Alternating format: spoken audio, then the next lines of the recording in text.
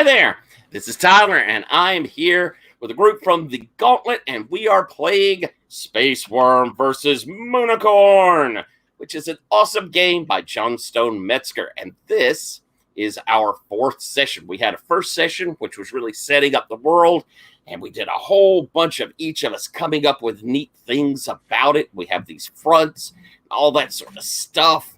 And then we got our characters together and figured out how they knew each other and what they were like. And then we've had two sessions where we've gone through some pretty intense and interesting wrangling over the galaxy. And our galaxy is indeed in peril. It is many things that seem to be going on. Our ubiquitous spice might be a threat. We have aliens on the fringes who are not happy. And we still have a hidden front that has not made itself completely known, though I think tonight we may get a little inkling of it. Folks, if you enjoy gaming, we all are part of the Gauntlet gaming community, and you would probably enjoy doing it too. We play a ton of indie games, storytelling games, all sorts of games, and you can find us at gauntlet-rpg.com. We've got a zine. You can find us on Twitter and Facebook. We've got a forum. There's all sorts of things. And we have like 100+ games a month that you can come in and play. So please come join us if you enjoy gaming. And now we've already gone over our safety tools before we started. We have the X card on the table. We have lines and fails. Folks, use safety tools. Makes your table happier. And we're going to go ahead and we're going to introduce our players and our characters. And we're going to hear a little bit about what's been going on. And in our game, it always begins with the Space Wurm.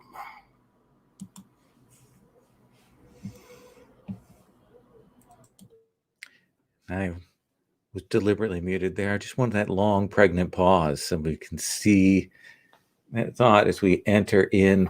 Last time, we saw how the actions of a few fringe folk could cause destruction and could cause devastation. And I tirelessly worked to bring peace to the galaxy. And I think you should all know that I brought the best people here, Jocasta and Umbri, to help with this situation. And I say this because I, Magnificent Star, do not know it, but viewers at home would know that I have been betrayed by those who I trusted. They have gone behind my back. They have acted against me, even when I have embraced them with full faith. We will see if they get their comeuppance tonight. I will not deal it out. I am not a figure of vengeance. But the universe itself requires balance. Thank you, Magnificent. Let's move on. Bethany, introduce yourself and your character. Yeah. Hi, I'm Bethany. I am playing Umbri, the mutant. In this case, mutant means weird hybrid alien who can sort of phase in and out of the psychic maelstrom and travel that way. Yeah, last time they stole a spaceship that they were supposed to be investigating for how it traveled and how it was powered. But they were also possessed by someone who wanted to steal a spaceship. So they did that and then flew it into a star. But escaped first before the spaceship hit the star. Awesome. Thank you very much. Patrick, introduce yourself and your character. Hi, I'm Patrick. He, him pronouns, and I'm playing Jocasta Solari, she, her, the Serpent Princess, the up-and-comer hot on Space Wurm's heels, although obviously he is wonderful and divine, and I wouldn't be pushing Space Worm anywhere. Certainly no places he wouldn't want to go. But if Space Worm were to, for some reason of his own choice or cosmic accident, step out of his place, I have the perfect shoes to stand there. Let's see. Last time things were going well for me. I was at home. I was comfortable. And then it just turned into an endless string of failures. And despite everyone else's failures around me, I tried to struggle through all of them. My staff failed me, let me down at every turn possible. My trusted agent could barely handle anything on his own.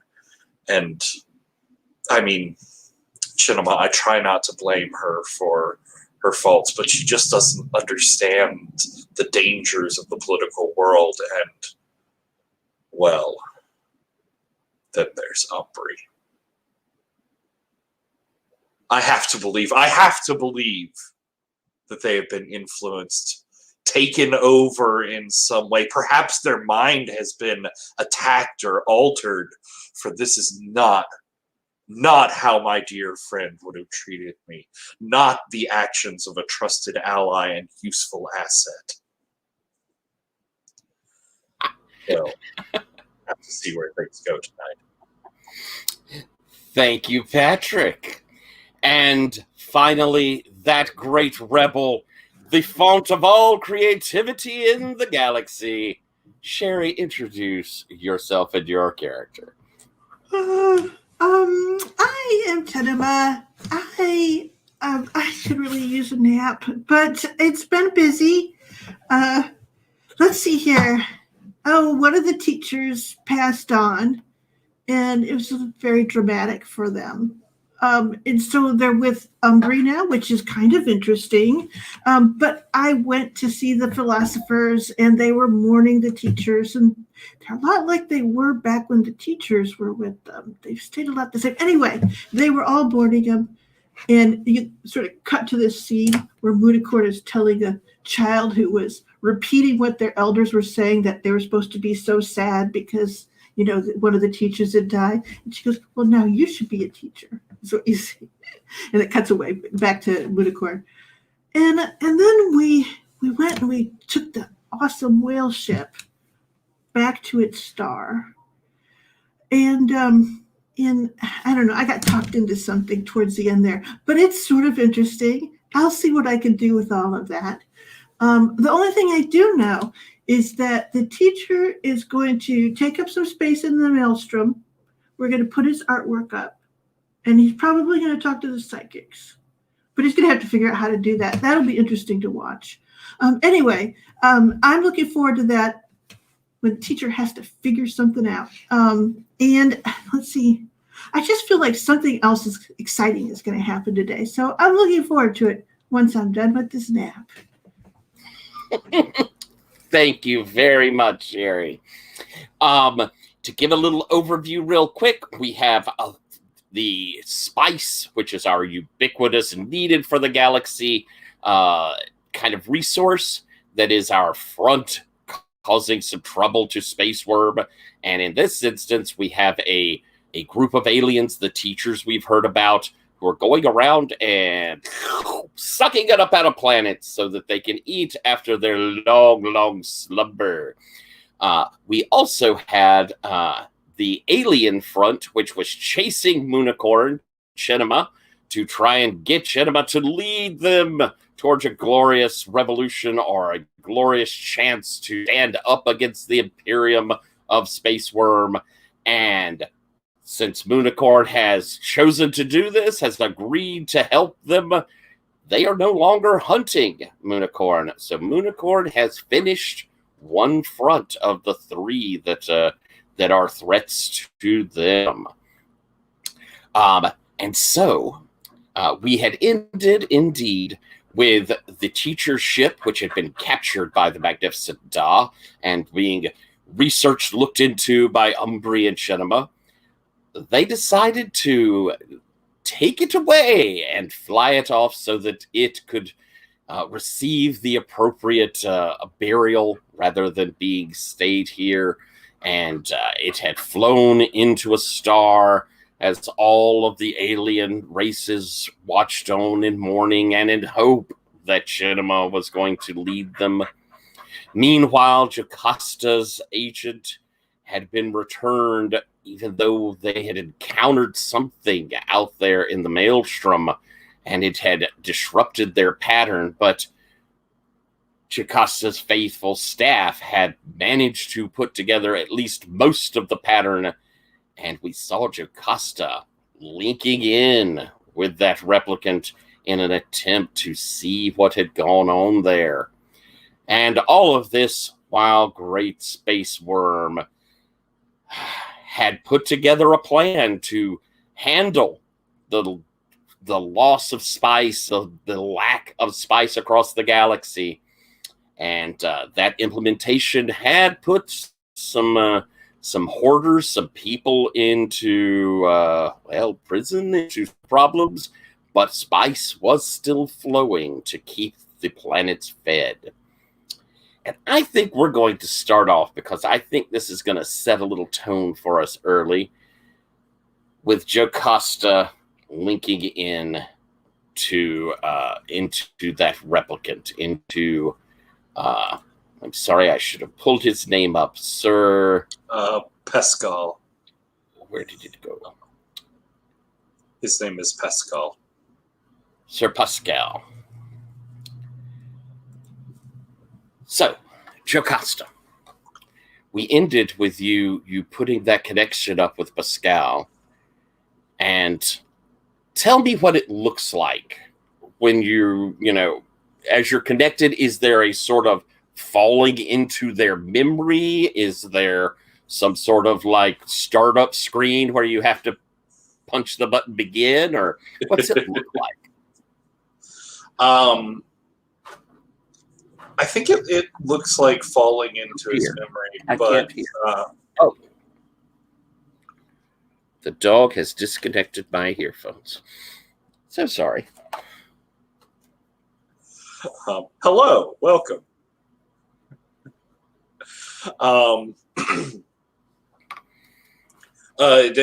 In between stuff, we also had level ups at the end of last time. Yes. But I think with Pascal, it looks like falling into his memories, but sort of like a real world video game, in that there's sort of there's like a bubble of really clear perception, and things start to get lower resolution around that bubble, and then sort of at the edges the world is just constantly falling apart and remaking itself as you move. There's not like a whole world, there's just the immediacy of perception and memory. And to remind me, did we decide we were getting our new special move at the end of last one, or was it the end of this one? Thought it was the end of this one. I thought it was the end of this one as well. Oh, okay. I don't know. Yeah. Okay, so into this bubble of the consciousness where, and are you navigating to see a particular spot, or is it kind of you're joining your consciousness a little together? I'm trying to get him to show me like what happened after he left for his mission. All right. And Your Highness, it was as though something was waiting. And as he says that, we kind of get this into the ship jumping into hyperspace. We see the swirl of it around, and reliving his memory of it. And as he's moving through the maelstrom, we see lights begin to spark in the distance. We see him checking his instruments there. as they become more frequent, and we can begin to see like sparks between them, lines between them. And then we hear within him, you living this experience with him, you hear a voice. What are you? You are a soul within a shell. You are a programming. You hear Pascal, who are you? What do you want? We are intrigued. We had foreseen that this was a potential. But now to see it in practice, a matrix supporting your personality within a form, something that we could do, something we could use. Jocasta, would you like to maybe assess from his point of view? Sure. I think, like, as this memory has been playing out, it's been like we've had the shots inside the memory and back to the two of them connected up, and there's sort of like a person dreaming, or like a dog dreaming that it's chasing something. There's like these very active movements, and like as Pascal starts to respond to the presence, Jocasta's like body is mimicking the same movements he's making. Skin. That is scales.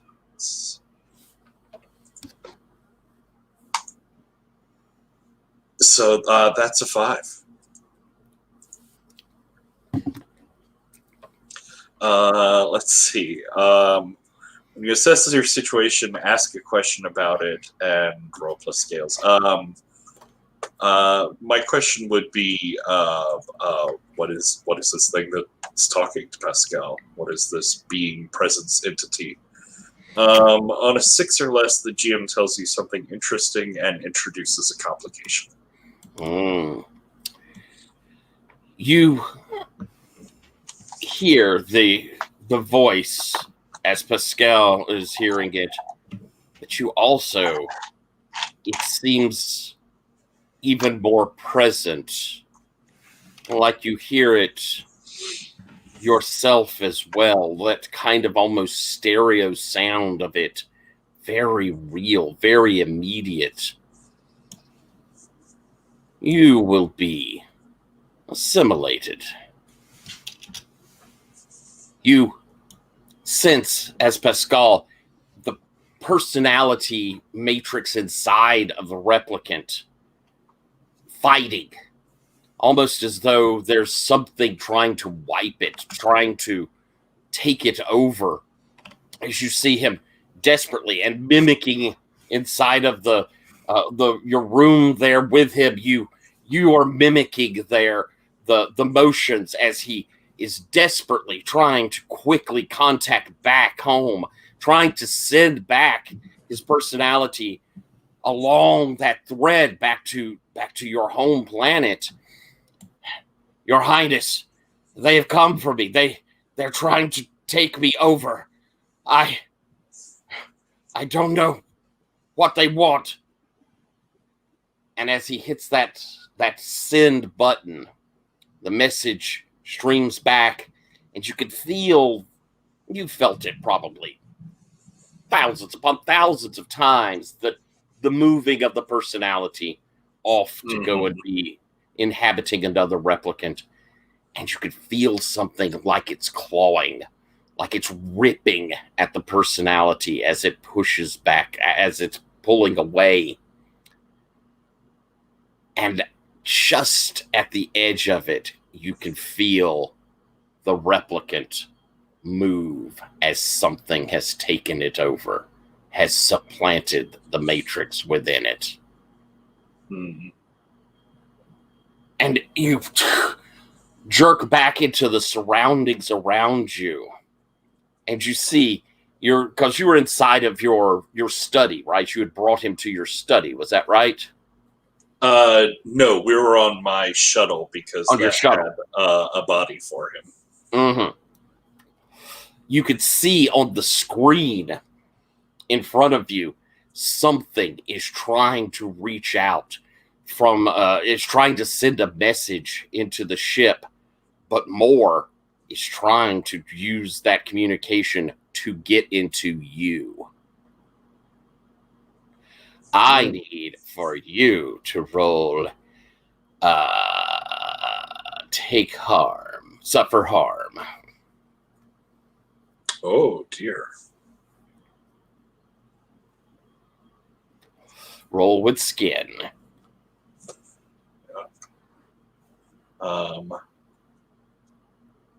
So I think the way that she's trying to resist this harm is as she's jerking awake, it's actually as the snakes in her hair have like coiled around that cable and ripped it out of the back of her neck. And there is I think like a maintenance body for working on the outside of the ship in vacuum in here that she's trying to quickly like plug this download into and keep it from affecting her, and we'll see how well that goes based off the roll. Okie doke.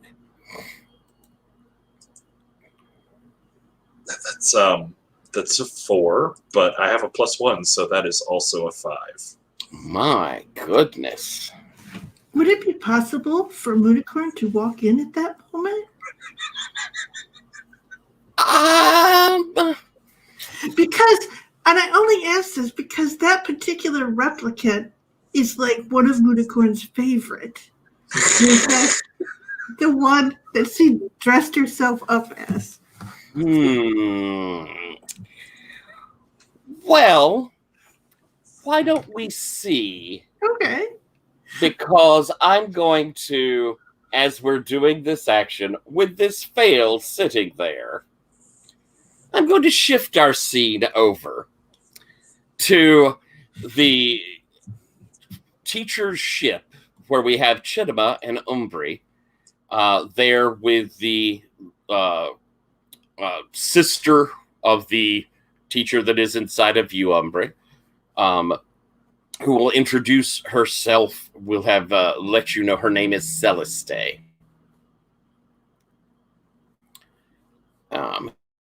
And we are picking up kind of from where you've agreed to help them. And she says, Chedima, it will be difficult for us to teach these humans, but we will do as you ask. But you must go to our many peoples. You must give them the hope they need to stand against this Imperium. I was hoping to go and visit all of the peoples. She sort of stops. Says, your brother remembers all of the artworks that he kept with him in the ship. When he goes into the maelstrom, I asked him to show them. But I would like to see what all of the peoples have added to their art in that time since, and take that there too.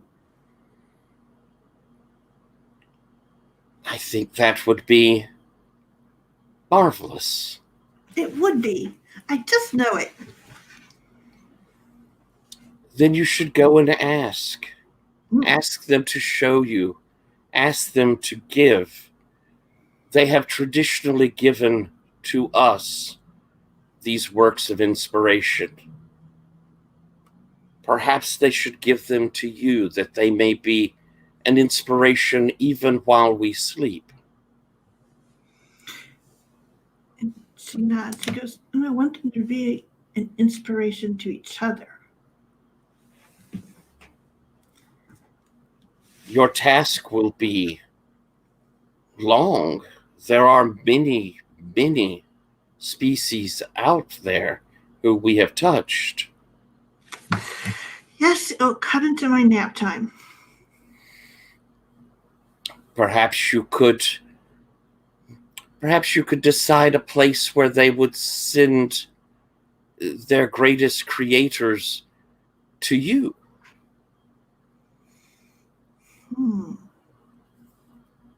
Interesting. I would have to make arrangements for that. It is difficult to find a place where all would be safe to go. Especially artists. Because it would take a special array of chrysanthemum to allow that. We will leave that in your hands.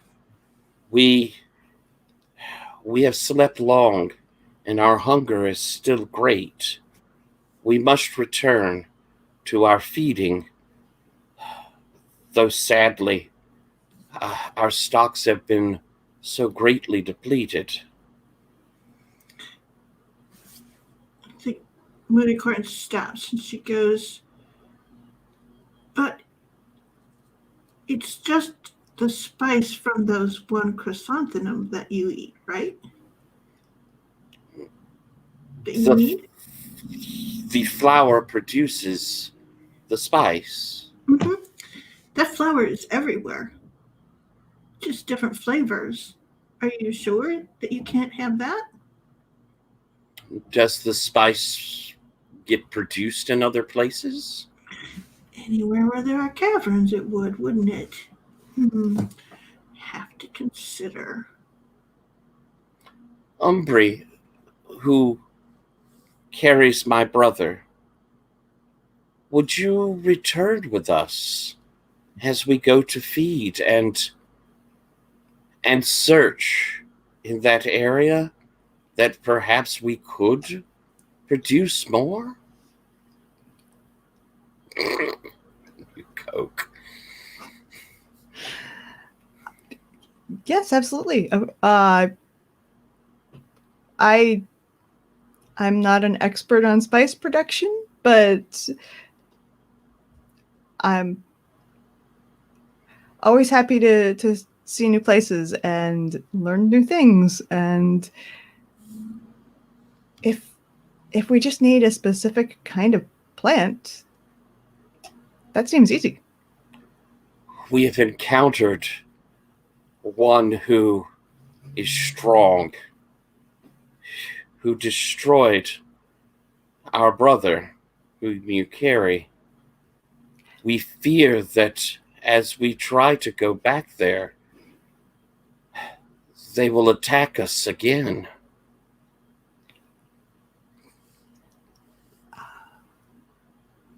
Yeah, yes, they definitely would. I know the one you're referring to. The humans need the spice too, and they're not likely to give it up easily. Can they be reasoned with? Some of them can. Can this slayer of teachers be reasoned with? I think so, yes. I think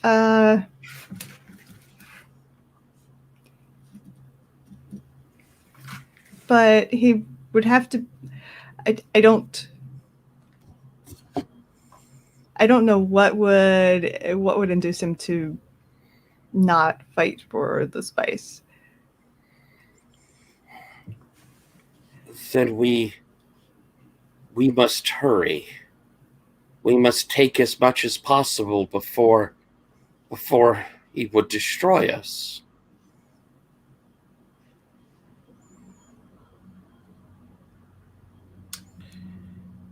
Yeah. I don't know how fast you can do that, but it didn't take long last time for the fleet to find you. It did not. And it was as though the multitude of humanity stood with this slayer. I could feel their voices behind him. Oh, Such yes, a we can do violent that. race.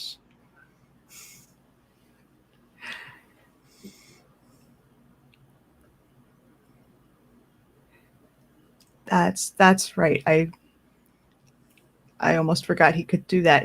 Yeah.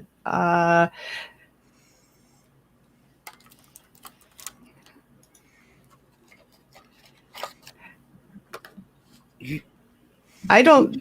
yeah, go ahead. Oh, go ahead. So, We shall show you the first of your teachings. And inside, you remember in that weird way of something you didn't know you'd forgotten that says the teacher within is showing you something. And it shows first the flower, the chrysanthemum blooming. And you can see the spice tendrils moving out from it. And you can see it begin to diffuse out, and as you watch, it begins touching all of these alien species. You see it moving between them all. And as it does, it brings them all together in a way of that we are all one people, despite our differences. We are all one people who are looking to create beautiful things, to live, to expand. You see it spreading across this and it opening up the abilities that you have and abilities you never imagined others could have. And you see that it all is connected through the maelstrom.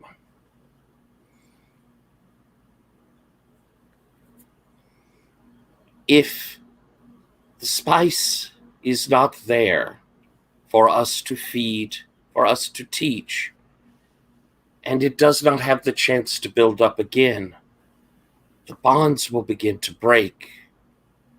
The connections will no longer hold true, and the teachings will be forgotten. And there will be violence amongst all the species, like unto what the humans have known.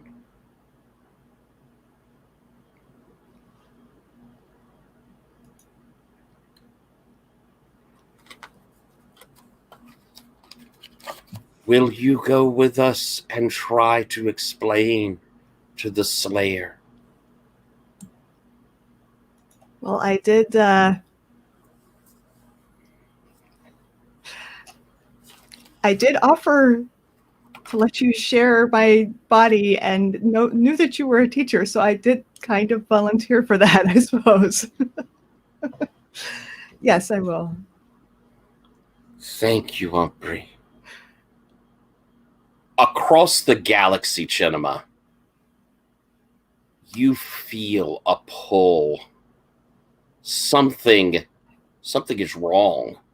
Something from the maelstrom that is the antithesis of what these people are talking about. And the antithesis even of what humanity is built. It is this complete and total homogenization. The idea of all things being compressed into just one. And it is reaching towards that sweet little replicant that I think you still wear the features of. all right. And I think Tinemus goes, Umbry, we have to go. We have to save Jocasta.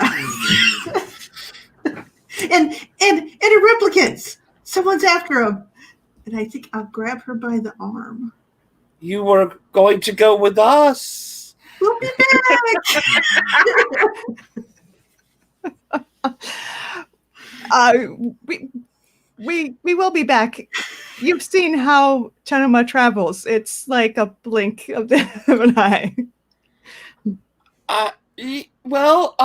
As you disappear. It's like this strange thing where we're waving from a distance, even though we've blinked out. Yeah. Meanwhile, Space Worm, you have set Jocasta to a task. You have had poor Umbri disappear in this ship that had been there. I am sick with worry, and that the one hope we had has vanished. But I think it is at this point we have we'll move the fleet back to the throne world. Mm. I have to be at the central hub to arrange for the allocations of these things, of the spice and so on, and try to keep the galaxy ready.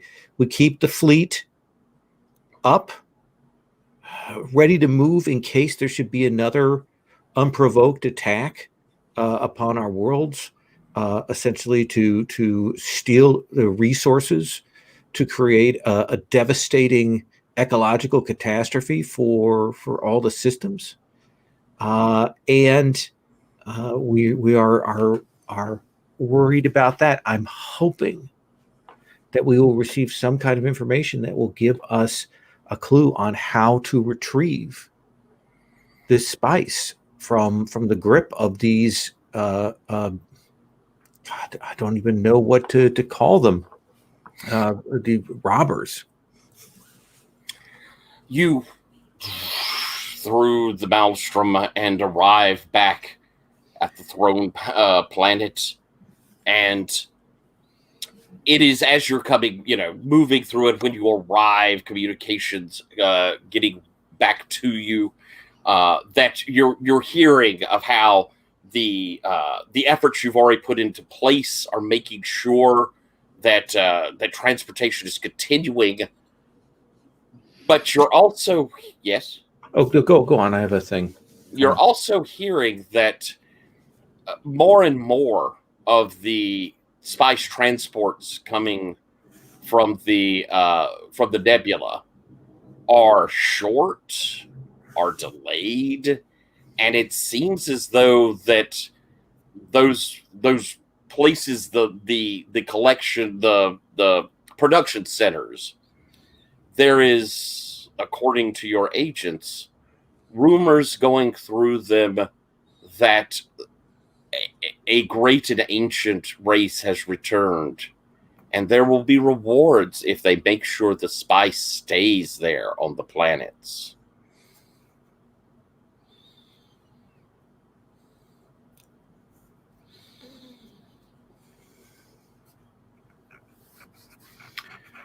That is troubling.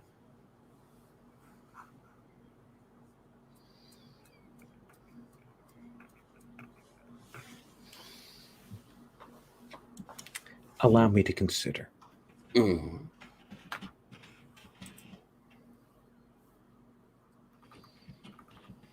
Shall I give you a few moments? Let me look at my moves here. All right. Briefly. Let's seize the means of production. Thank you, Jeff.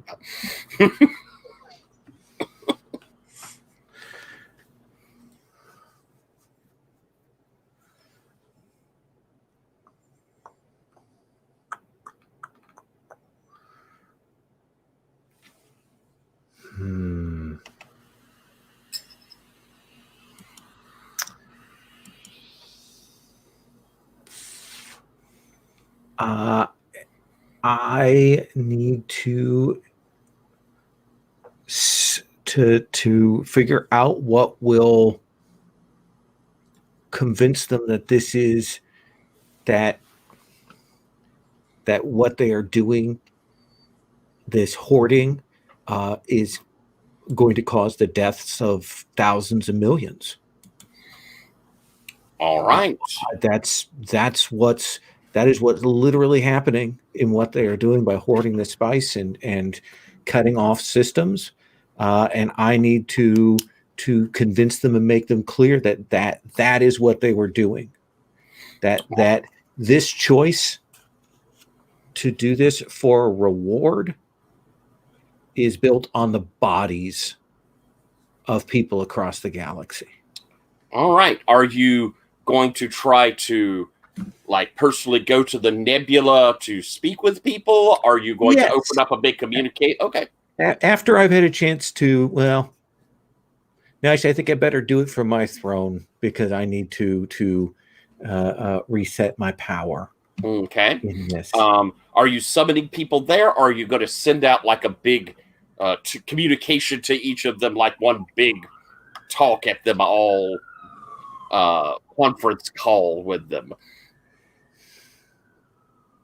I think I spend the next period of time talking to individuals and groups, not a mass communication, but I'm going to spend every waking moment reaching out to speak to the people who have pull in this situation. Okay, I think I'm going to wrap this all into one. Try to convince. Okay, and we'll see how that works through. So your power is back up to max.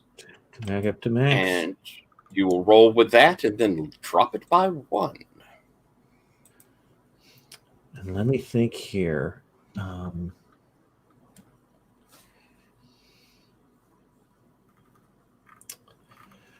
I think I have to hold on this for a moment. Mm-hmm. Because I think I need Jocasta's help. Ah, all right. And I think I'm going to be setting this up, but I need to wait until I can have Jocasta's assistance in this. All right, then. So you've sent off a message to Jocasta as we kind of end. What does the message say? How do you appeal to Jocasta? I need your help to save the galaxy. Oh. All right. Patrick, are you there? I'm having some trouble with my camera, but I think I'm still here. We can hear you. Okay. Did you hear me reach out with a heartfelt pleading to you? Yes, things are a little chaotic right now, so I'm hearing a lot of things, but everybody's heartfelt pleadings will be taken in the order that they were received. Fair enough. I will set my nose to the space grindstone and put myself to work. And we are sort of hitting a time before the call would come in because we're very immediately in the troubles of you have had a very troubling role as you feel this presence, this like overwhelming wave of something clawing at your personality, clawing your back, clawing at you can sense it kind of moving into that replicant beside you, but you can also feel it kind of coming at you personally. The ship is doing strange things. Lights are we're getting like Star Trek sparks coming up from consoles. Pascal is kind of looking like he's in turmoil, as well as suddenly appears Chinema and Umbri. And I say, Yeah, I think I go, we're here to help. And I say, stop right there. I don't even know what I'm talking to. And I mean, Jocasta jerks and turns. There's sparking electronics behind her. And you get the full Medusa-like cloud of angry standing up snake hair, all hissing and looking dangerous. Ooh, heart eyes for sure. Moonicorn's like, ooh. You can tell Jocasta is in deep trouble. What? All right. What? And I think Chenoma goes and she grabs you by the shoulders and she goes, do what you have to keep yourself safe. I believe in you. And yes. And so, with the belief of Moonicorn behind you, it has taken you up to a 7 to 9. And I was suffering harm. you were. On a 7 to 9, you're injured slightly and lose control of yourself for a moment. I have a suggestion for the lose control. What is it? I mean, Chenema just said that I need to do whatever I need to do to fight this off and get the power that I need. And I mean, well, she's sort of just filled with it, and I think maybe the cloud of snakes goes in to bite and draw that power from her. Oh, and so the snakes kind of collapse down upon you, Chenema, and you feel their little bites, and feels a little like they're drawing from you. And Jocasta, your mind is filled for a moment with this almost taking away of your individuality, this almost collapsing of that which makes Jocasta into this collective, into this just mass of logic. As you fight it off, the little replicant, the service replicant, holds up for a moment. These bodies are so useful. We would have more of these. Give us more of these. I think that might be enough to draw Jocasta from the, feeding on Moonicorn a little bit there. I mean, just she said do whatever. Okay, we're not getting into this. But she will turn and give a very spitting. They're mine. Those are mine. You can't have them.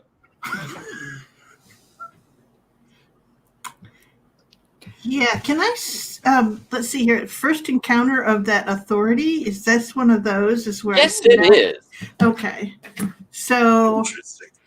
yeah, I think you're going to see, like one of the snakes has still kind of got its teeth in her, so she's following Jocasta sort of closely, and she sort of comes up and she goes, who are you? You see the replicant eyes, the multifaceted, almost like cameras, focus in on you. And you are outside of our foretelling. You do not fit the future algorithm. What are you? Why are you here? I am Chenema. Chenema. Yep. And I don't want you to hurt Jocasta. We do not see you. You cannot exist. You exist. You cannot exist. And we see a fritzing going on inside the replicant. Umbri, you have a mutation that is your psychic powers. I kind of think that you could get an impression, be reading an impression off of what's happening here. But is there something you have in mind you could do with it? Yes. I would like to take over this body Oh. and shove it out. Nice. Oh, I love it. All right. Oh, that's fantastic. So let's use a mutation. When, otherwise, roll in human.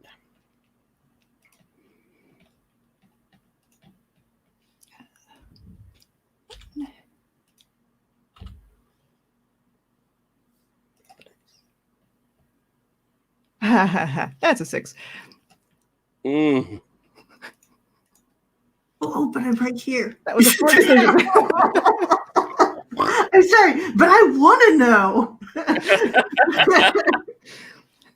I want to know what's going to happen. What are you doing, Umbry? Oh, yeah, that's a good idea.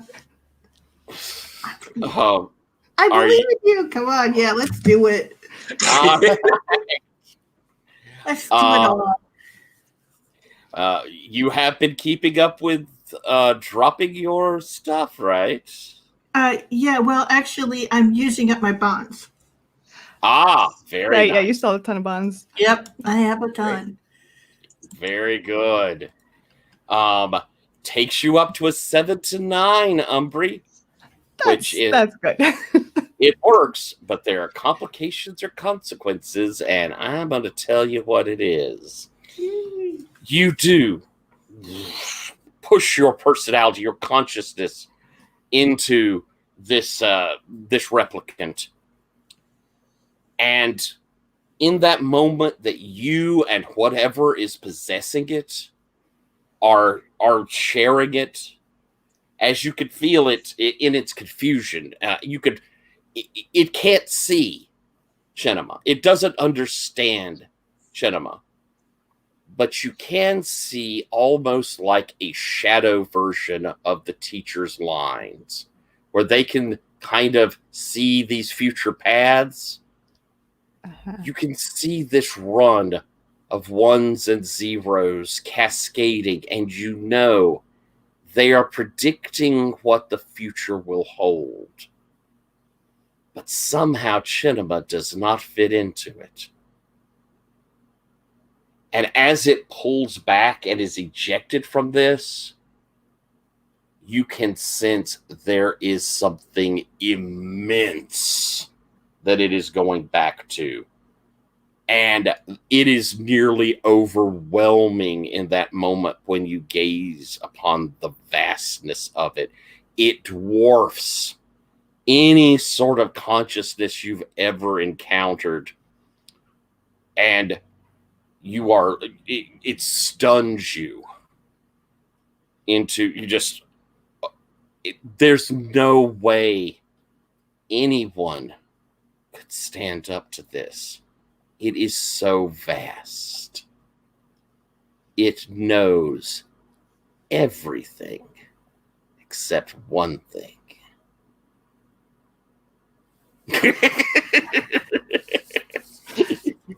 That's me, Chinema.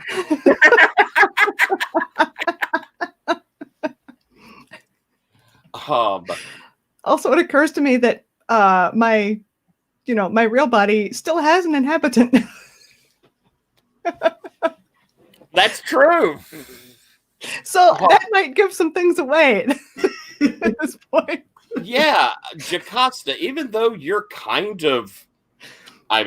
there's a lot going on, and you've got a whole run of spiciness going in you, and Umbry's body, you've seen that kind of chameleon effect that Umbry has, but you see this tall, ancient-looking male figure, long silver hair, very tall forehead, standing there as he looks down at his hands, looks over at the replicant that Umbry has gone into.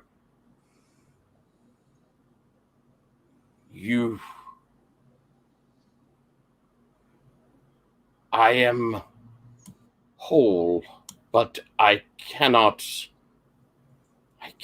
be. And he's like grabbing hold of himself. Looks like he's collapsing down. I think Jocasta is. I mean, she's still like struggling and reeling from the multiple mindscapes she's been ripped through in the last 45 seconds. So I think she is just stumbling back from Umbree's body, pointing at them, saying, "It's gotten them. It's gotten into Umbree." I think Chenema's like, it's okay, Jocasta. And I'm like, wait, Umbree? Jocasta, I'm right here. I'm fine. Says the other body. And Chenema's like, oh, that's delightful.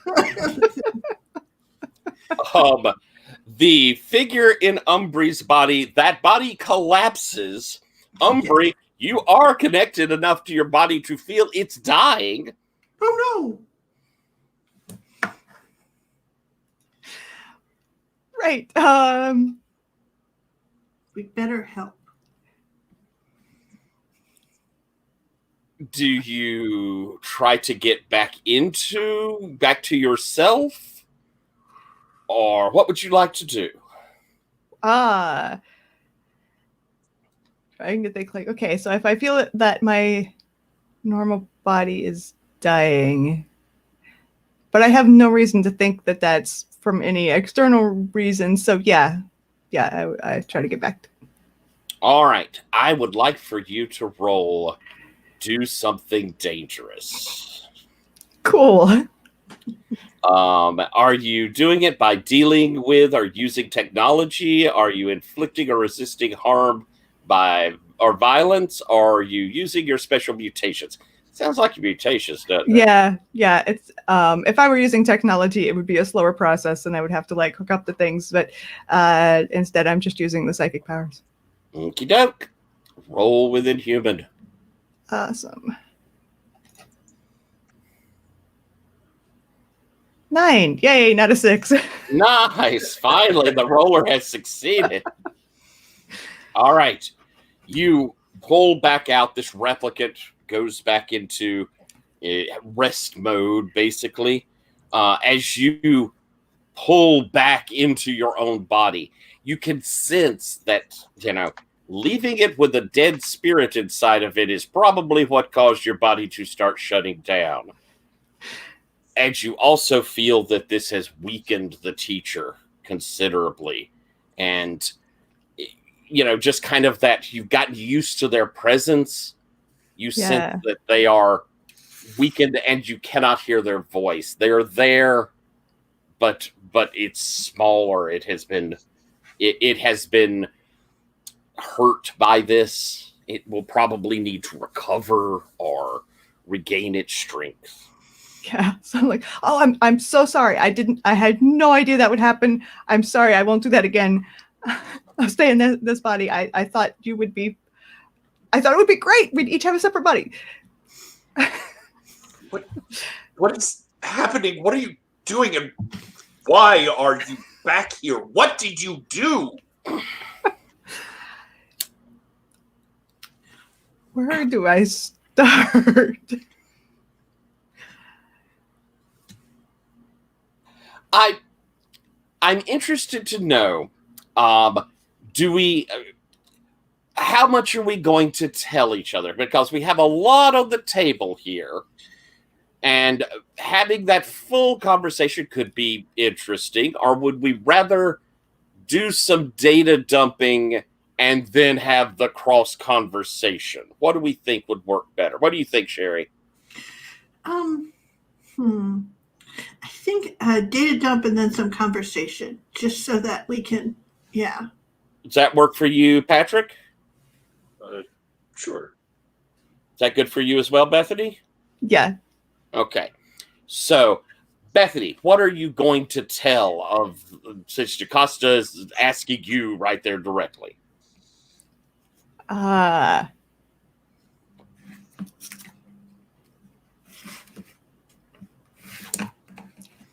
I mean, she saw the teacher, so she knows something is up there.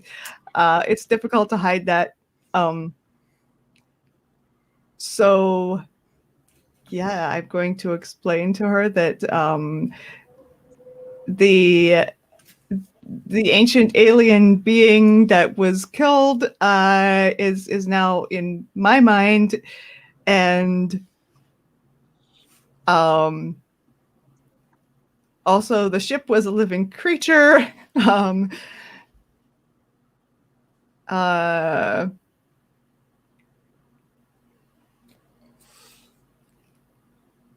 This alien species eats spice. I think. Okay. Yep. And and the ship went back to its place to die. Okay. Anything else, Chenema, you're throwing in as part of this? Any more information on like the aliens or the teacher's reason for idea of going after Space Wurm or any of that? I think she would say they only wake up every century. This is their feeding time when they wake up. They have a set of the planets that they know of and they go to. And these may or may not be the same ones that your brother, that magnificent star depends on. So we need to figure out how to navigate that. Okay. And Jocasta, are you going to say anything about what just occurred with the thing coming in and taking you over, or are you going to be focused on what they just told you?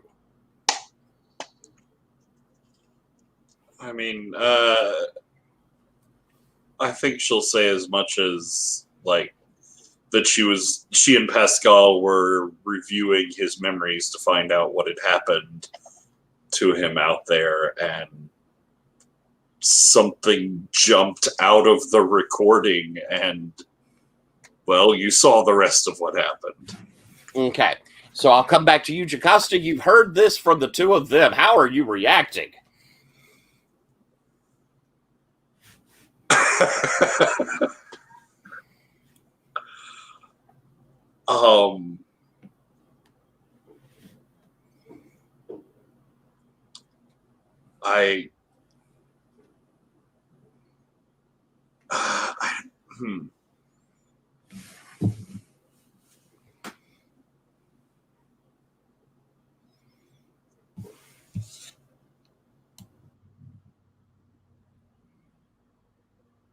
I'm not sure. I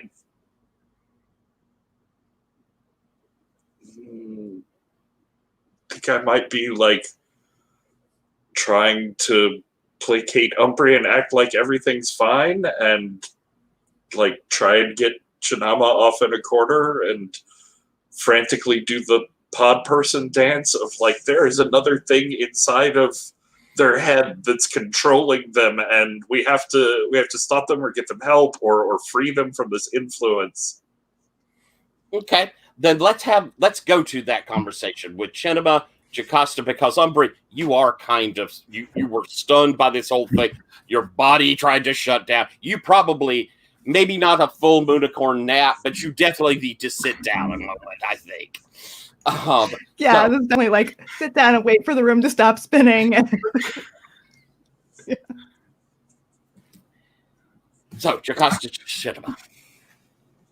And I think Chenema says, don't worry, it's just one person. She found them as they were dying. It was the nice thing to do. But don't worry about the teacher. What was that thing that was talking with with her? And she'll point to the replicant. I will deal that with wasn't the thing. soul that I envisioned for her. I will deal with the thing. The thing caused me a moderate headache. What is riding inside of Umbri and puppeting them around put millions on the brink of starvation with one action.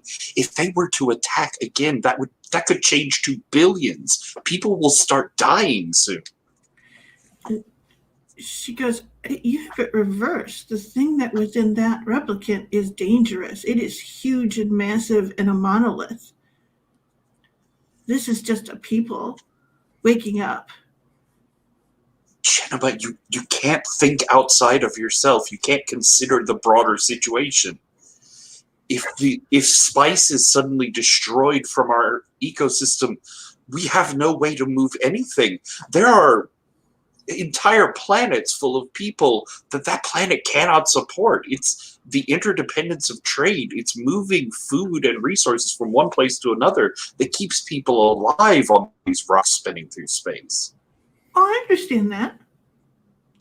I also understand that there's more planets than either Magnificent Star takes advantage of, or that the teachers take advantage of.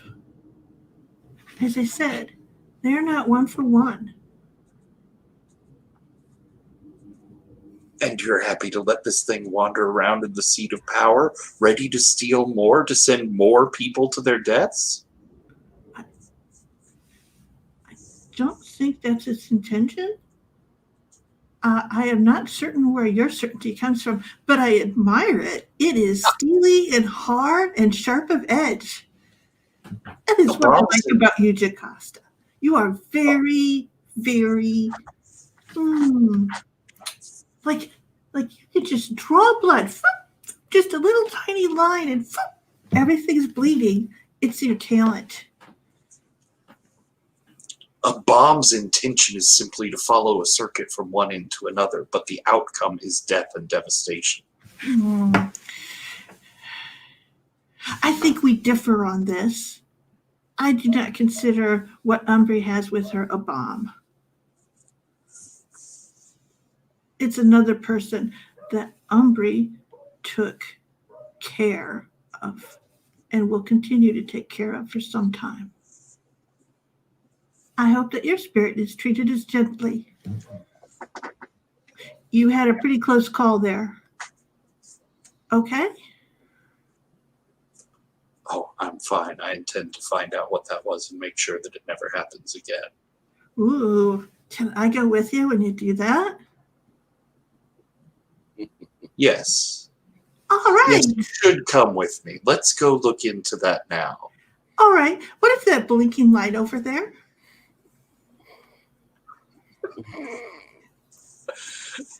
It's the communications. Yeah. It's called, don't worry about that. We'll check in with that later. Pascal, if you could just make sure that the ship is secure while we go check on this. Of course, Your Highness. What is your intent? I don't want him to let Umbri off this ship. No. I mean, what are you doing from here? To go distract Genema and probably answer a phone call from Space Wurm. All right. And I think that will be when you receive the message from Space Wurm. The heartfelt plea, come, I need your help. And I think that's where we're going to take our first break.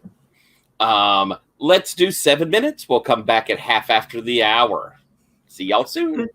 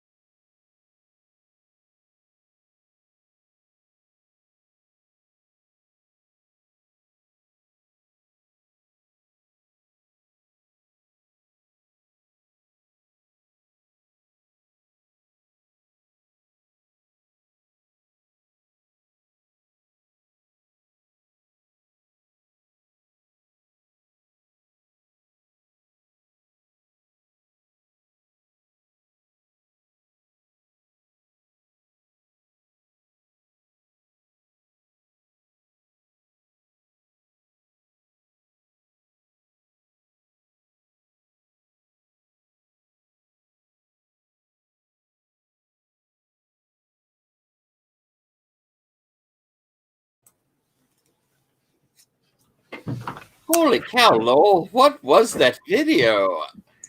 It's the actress who did Cruel Angel's Thesis, the theme from Neon Genesis Evangelion, redoing it with cat sounds. It is the fucking best. The one that does the glamour shot hair shakeout, I just died. The animation that they've got in there is so goddamn good. Yeah, I'm not it started up. I was like, "Why does this sound familiar?" And then it went up with the like title shot. I was like, "Oh my god, it's Ava." And for folks at home, I'll stick a link in when I put up the video so you too can enjoy this amazing fun. We'll wait for Bethany to get back, but and there they are. So we're in a tense moment up there in Jocasta's ship, but I also don't want us to get. We've been a long way away from Space Wurm, and one of my big fears. I am actually okay with. Okay, I would like that scene to play out.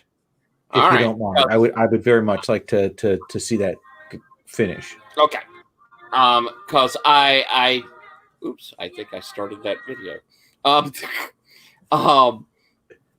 But you know, one of my big fears of the game is poor old Space Wurm does get isolated a lot. So I do want to. No need to worry. My eyes are everywhere. Excellent. Then we will continue to play out that that scene with the idea we're going to hit a resolution, and when we get to the end of it, we're kind of going to do a bit of maybe move through some things to push a little time on. But I also would like to see what the heck's gonna fall out from here. So, Jocasta, you've taken a moment. You know, you've got Pascal keeping an eye on Umbri, and Umbri, you're kind of recovering yourself. You've almost certainly known Pascal for years now. That's one of the oldest and most trusted of Jocasta's people, and you can sense something strange about him. Almost like you share a little bit of that you've seen, to do an H.P. Lovecraft, you've seen things mortal mind should not see, sort of sharing there. Because he also gazed into that legionous abyss. Yeah. Is he, Umbri, are you all right? I am that thing. Well, you know better than any of us. You saved me, and you saved Jocasta by casting it away. I cast a tiny bit of it away. It is so fast. What? I do not think Her Highness understands how dangerous it is. No, it's much more dangerous than anything else. That it's, if it wanted to, it could consume entire species. It's, what does it? Do you know what it wants? It wants. Where it came from? I do not know where it came from. I do not understand that, though it was lurking in the maelstrom. But I fear it wants form. It wants to give these emotions to his body. It wants to inhabit them, to have control in the material world. We have plenty. Do you trust what it'll do once it has them? No, you're right. We think humans like to expand. This thing, I think, is much. It. I love her, and she will not recognize how powerful it is until it is too late. How could she not? She was being attacked by it. Have you known her to ever back down from a fight? No, but I've never known her to fight something like this. I think I don't know if I don't know if it can be fought. I will give everything I have to protect her.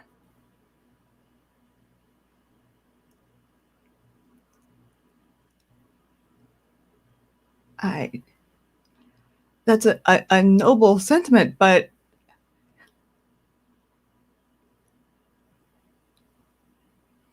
what can you or I or anyone else do against this thing? We will have to find a way. Though you seem to have found another path. Found a strange path, I guess. Maybe they know what this is. You say they are ancient. They are. They're possibly ancient. Just they're as ancient as this thing is vast. So maybe they will know. Unfortunately, the one sharing my mind seems to have been injured. I think he's resting right now. But He'll reach out with two of his arms and kind of like grab you at shoulder and elbow. You know that she values you. When you run, it hurts her. I value her too. It's a strange thing. I haven't always, but I don't want any harm to come to her. That's why I made sure she was not on that ship.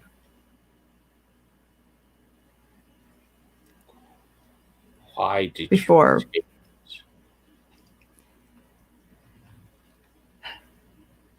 Because it was a living thing and, well, a dying thing.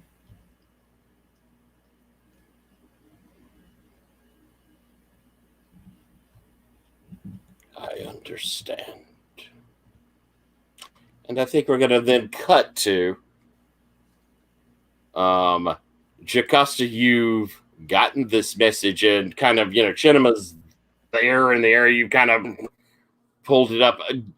Did you keep that like a tight beam? You got it in your earpiece or did Chinema hear Space Wurm asking for help? I think it would be an audible thing, Star Trek technology where no communication is secret. Right. The best kind.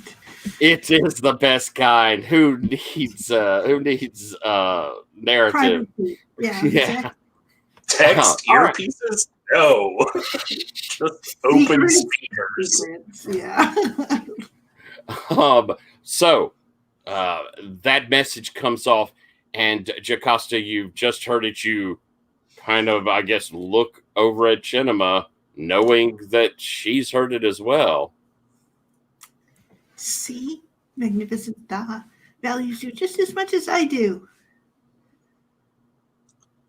Yes, we should go talk to him, and you need to snap out of this. You need to not be so naive. Are you going to tell him about what's trying to use your replicates? No, because that is not important right now. Do you know what is important? It's important, Jocasta. She kind of does know. Is Umbri important to you? Yes. Umbri is dead. Umbri stole the only advantage that Da had over our enemies and flew it into the sun under the influence of the spirit of one of our enemies. Trust me when I say to you that the moment he finds out about this, Umbri is dead. The only chance they have is if we get to Da before this news does. That sounds very dramatic. It is endlessly dramatic. Now, will you come with me? Of course I'll come with you. And I'll make sure Umbri will live. It will be good. Let's go fast, Jocasta. Wow.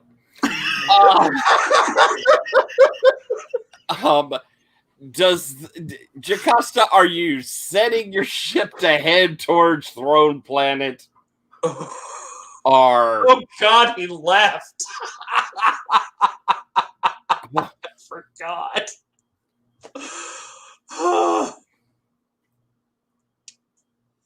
Then yes, I think we have to get there as fast as possible. I could take you. ooh, what do you think of that? I think the ship that I would use to get to Da is, currently filled with the traitor that I was just talking about and trying to keep isolated. So, I mean, what's the worst that could happen? I've had several blows to the head today. This seems great. So you say yes. Chenema, do you just... Oh no. I will go in and go, Umbri, we're going to flash over to the throne room. Magnificent Da needs to work with Jocasta to save the universe again, okay? Do you want to come? No, but tell him about the dangerous thing. I don't even know what to call it. I know. I have to wait for when Jocasta isn't there. She's arguing with me on it. She's so stubborn. I like that in a person. Okay, I'll see you. And I think while you've come in and talked to Umbri, I think Pascal moved up to the door to Your Highness. Where should I take Umbri? Not anywhere close to any more of those ships. Yes, Your Highness. I suppose you should follow after us. As you wish, Your Highness. Are you all right? Nothing is all right, but I'll make it through.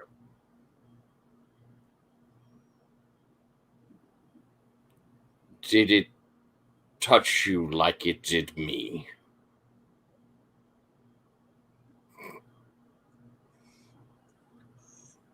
No. No, I don't feel that it did.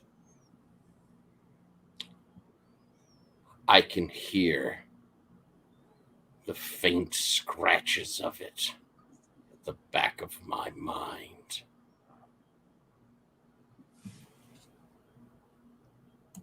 Then use that. Keep Umbri distracted. Find out what is happening to you and keep them from listening to that voice in their own head. Yes, Your Highness. Please be careful. I fear it's too late for care. think the only option now is to be successful. He shrugs 4 shoulders as he moves back in towards Umbri and Chinema, and he pass. And Chinema, you take Jocasta as Pascal comes over to you, Umbri, and we will need to do some repairs, and then we shall follow. And Absolutely. How can I help? I could use the company and talking about what we saw. And we'll kind of pull off of that as the two of you start getting the ship, back together after its Star Trek sparks. And Magnificent Star,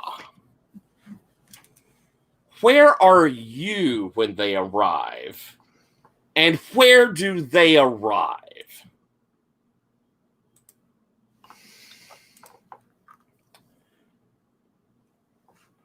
Well, I think I am making arrangements. I'm in the throne room through the spheres. I have, the overlay display that is holographic, display of the galaxies.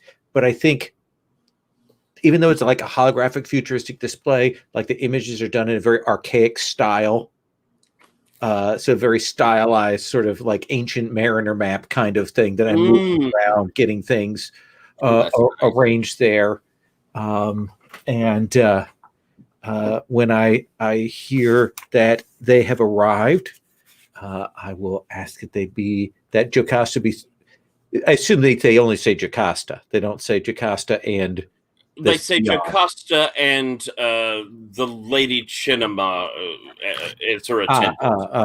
Yeah, the Chimara.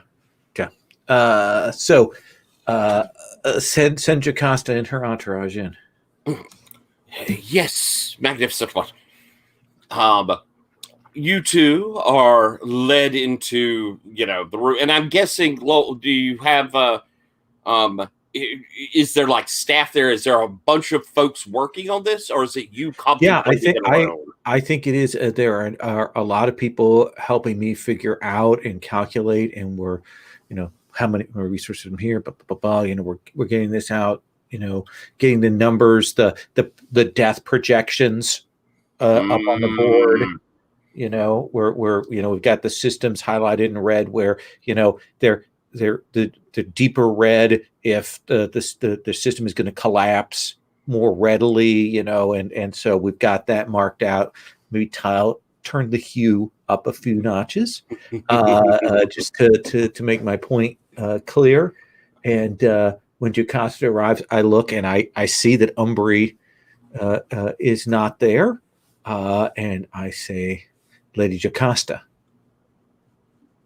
Jocasta, you've entered into this, and there is all of this activity and the great screen up there.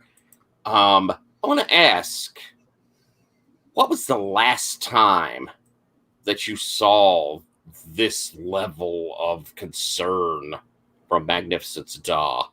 What's the last time there was something like this? Has it been, was it so far back that it was the death of his father?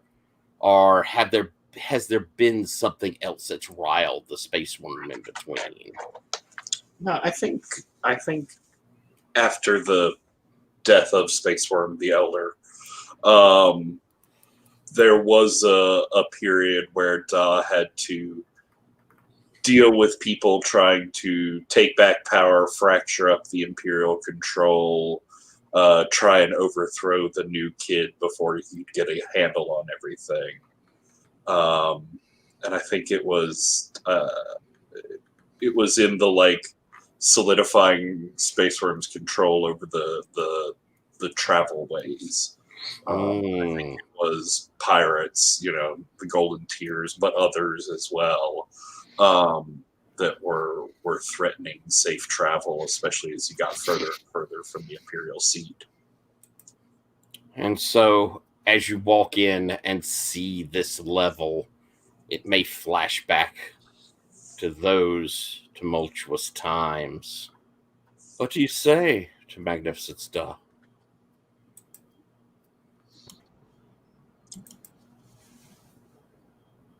Magnificence, I cannot excuse the failures that have happened under my watch, but I come to try and explain to you some of the depths of what has happened. All right. You seem more troubled than usual. Come and sit. She will, come and sort of flop exhaustedly down into the chair across from you. Da notably remains standing. So tell me does your assistant wish to sit as well? No, she's fine. So tell me what has happened.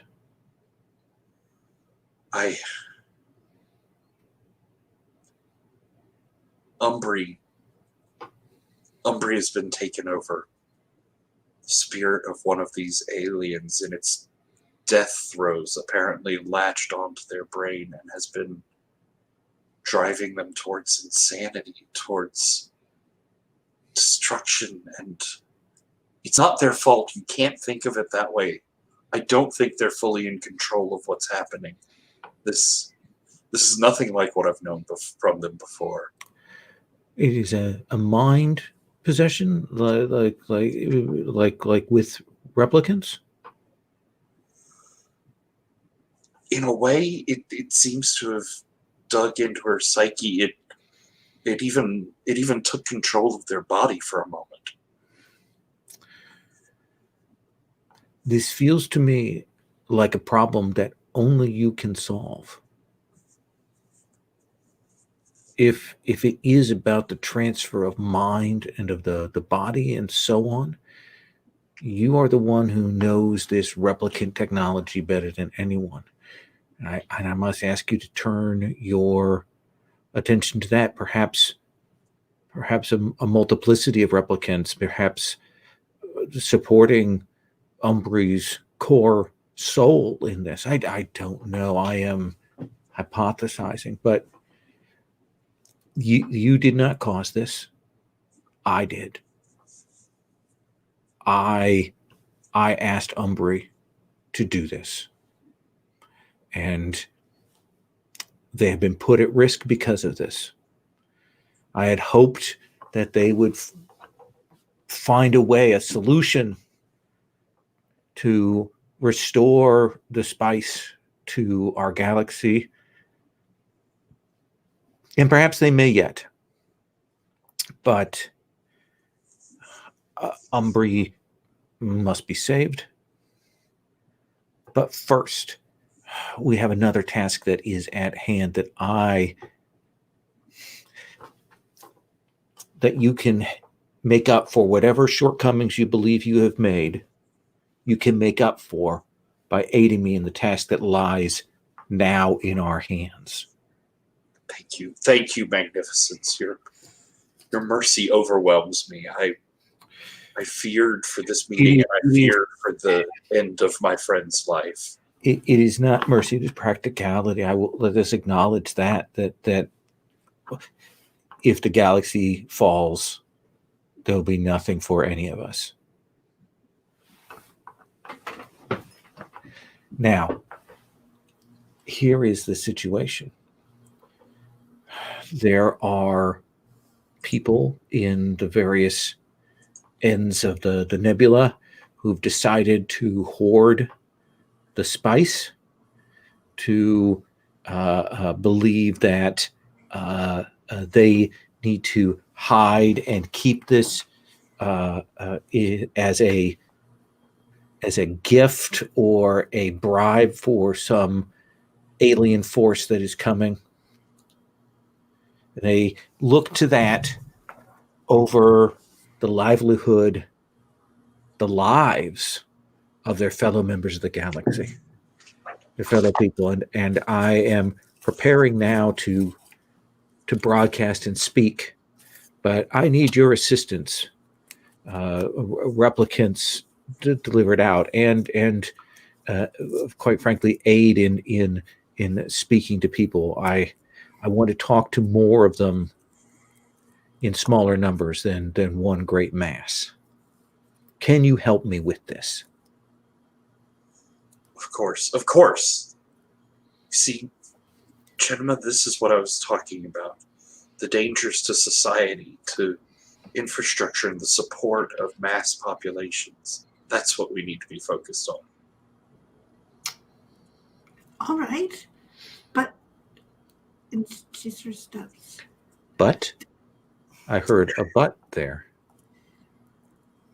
Well, speak freely. Your maps are very lovely. Mhm. Do you looks worried. Yeah. Do you, by any chance, have botanical survey data available to you on those? Of course I do. Could you please show what sort of mums grow on each of the planets in the system, the broken tier system? Would it be impertinent for me to ask why? Because spice comes from one particular type. Well, actually, it comes from all of them, but the one that you are looking for, it comes from one particular type. Snap my fingers, and I will gesture for the scientists that are there, some of them that do biological and agricultural and surveys. Chamara, go with them, and they will give you what you need. All right. One of them will come up. Ma'am, please, with us.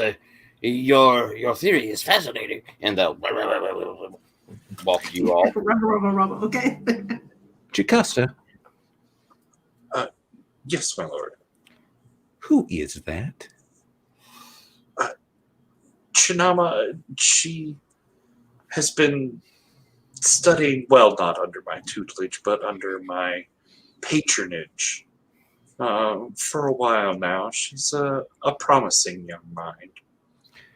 I had not heard her name before. There's a bit of a biting of the tongue against, I don't think you've heard it yet.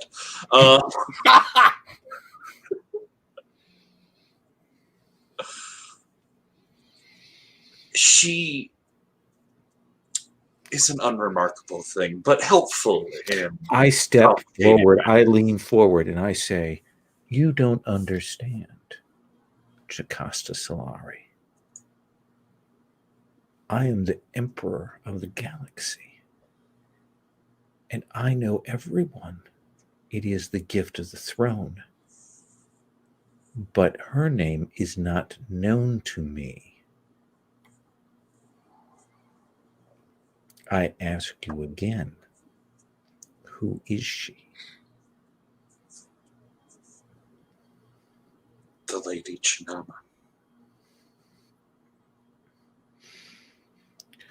Oh, come on. We heard you. If time were not pressing, we would pursue this more deeply, and we may at another time. But right now, you and I need to join our strengths together to save the galaxy and to save millions of lives.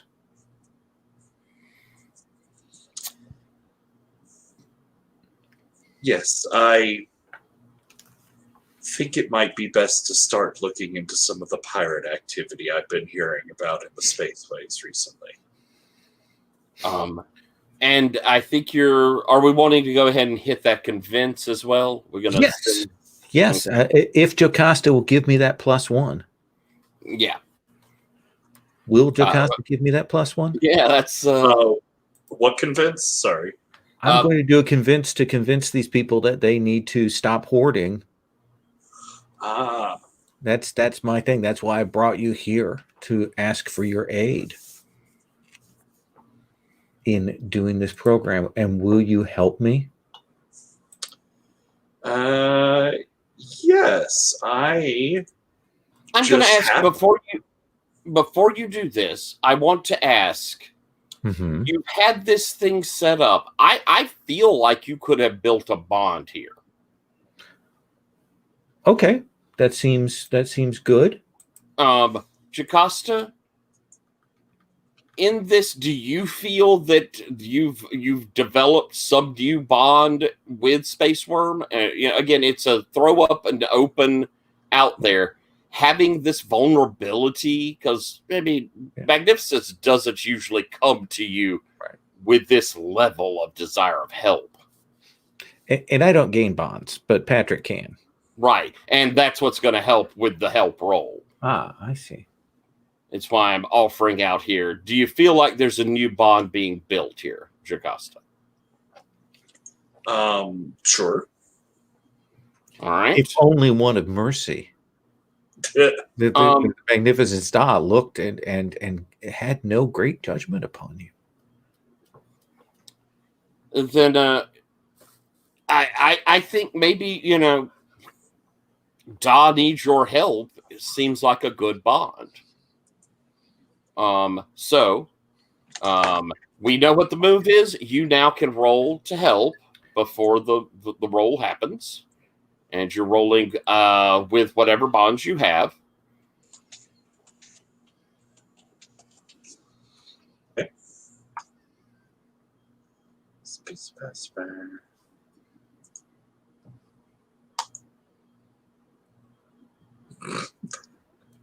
I swear to God, I'm rolling d6s. That's oh yeah, that's a 5. Huh. The exact same roll every time this session. Wow. Well, I'm here You for your got help. snowballing drama. Huh. I only cause trouble for myself, the GM says how. Why don't I roll, and that'll give Tyler maybe an additional thing to play with here in this let's see how comedy of errors, this confederacy of dunces that we have entered into here. So that's 2d6 plus 2, not 3. 2d6 plus 2. And I'm going to roll these dice.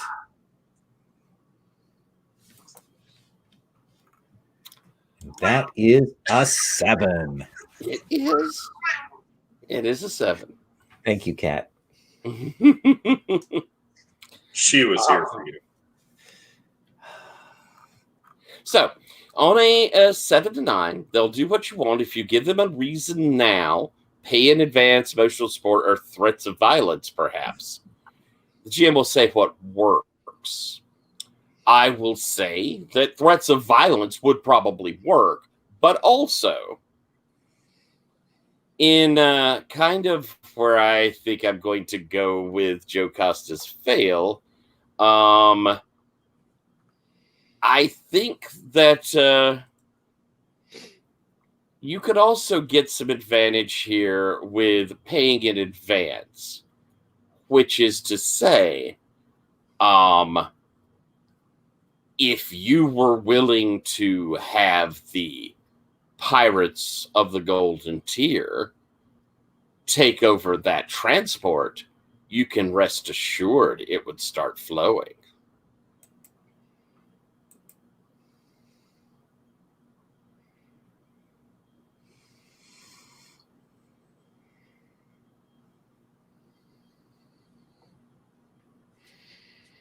And this is, this is a bit of a time consuming. Yeah.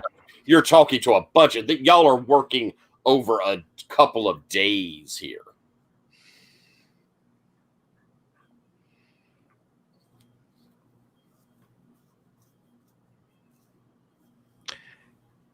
Under my boot.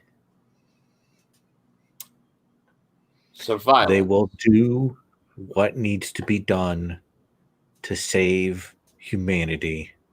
And if they will not listen to reason into what the lives of their fellow peoples are worth, then I will show them exactly how much their lives are worth.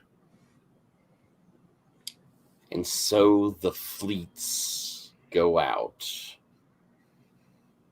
and begin moving across the production planets, securing them, displacing those that were in charge and putting your people there, ramping up the production, making sure that they are Ramping putting up out production and enhancing logistics and distribution.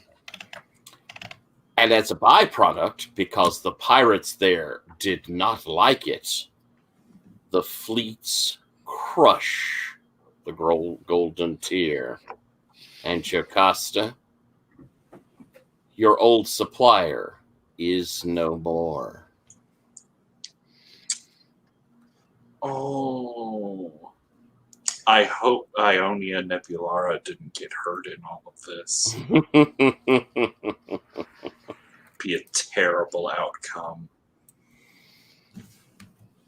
Oh my. That was a significant moment. So who has the spice front then? Magnificence Da, Yes. you have now taken over Spice. Thank you. I am, as always, a kind and benevolent leader. And Spice shall flow. It shall. I am sorry to say, I absolutely must take just a moment or two. I will be right back. Y'all converse, but it will not take me 2 minutes.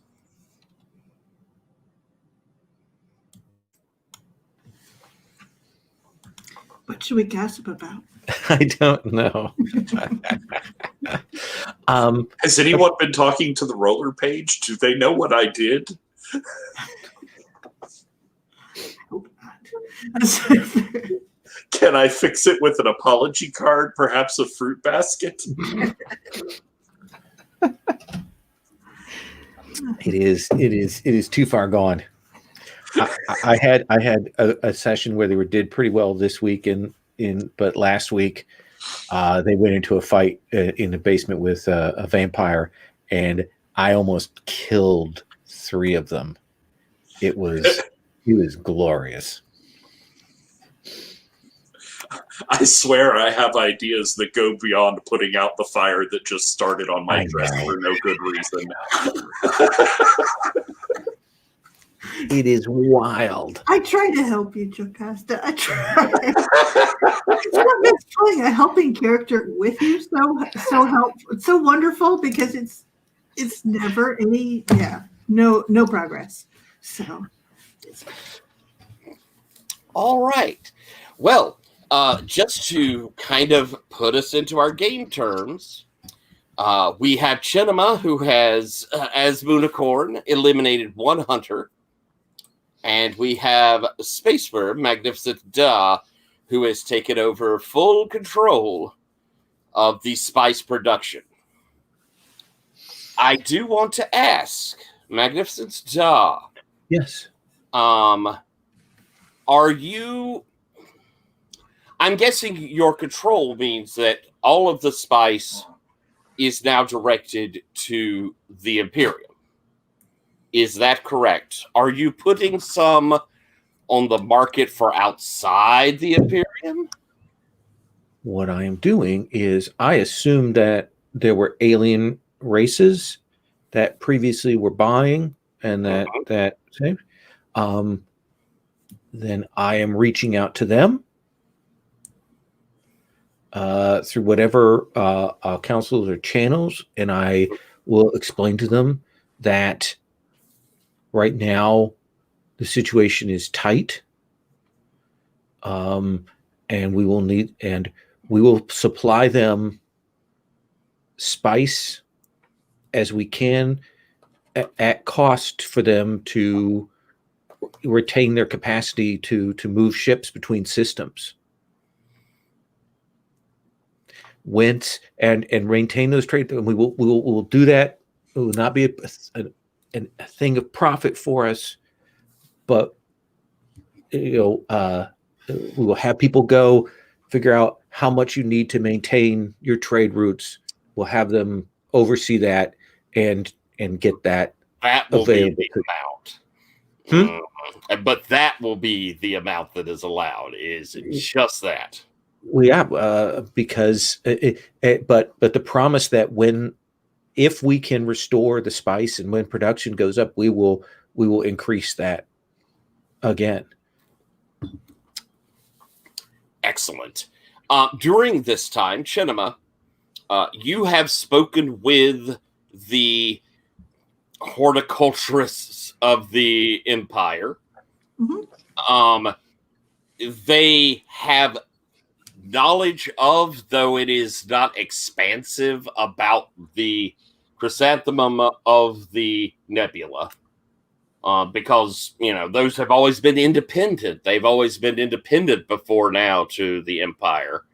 Although you will hear, as the days turn into a week or two, that now the Empire is fully capable. And some of these we're sending in agents to find out more and more about it now. Lady Chinema, we will know so much more soon. Excellent. But why don't you roll an assess to see what information, and you can ask me there, what are you wanting to know out of these folks? What do you want to know about the mums? Essentially, I want to know, of the places that are being mined. There are these mums in ones like them, close cousins as well, that are in that system, and some of the others that are not being mined. Some of those places. So what I want to know is, because the teachers, they have better, draw for the spice, that if I find places that are not being mined, they can take advantage of those. Does that make any sense? So absolutely. What I'm doing is looking to go, yes, we want you to live through this cycle. We want to make sure that there's a way to do that and keep that safe for you. And so that's what I'm looking for, is those things, so that I can essentially cut down on the conflict between them. It's a big world. It's a big universe. It is. There's enough for everyone. So roll assess, which rolls with your integrity. And if you noted, I did give you a point of integrity earlier, because you were taking the moral high ground with Jocasta. Mm-hmm. Okay, can I add a +4 to my roll? You have 4 integrity? Yes. Wow. I think, it's going off Dungeon World. I think +3 is your max. There is actually the top where it first starts talking about integrity has a max +3. Okay, cool. Then max effective +3, or that I can't go up beyond that and then spend 1 down and stay at 3. I don't know. Okay, I'll put it at 3. I'm going to spend 1 then. I guess do I have to spend 1 to use it for assess? Assess does not cost you 1. Okay, cool.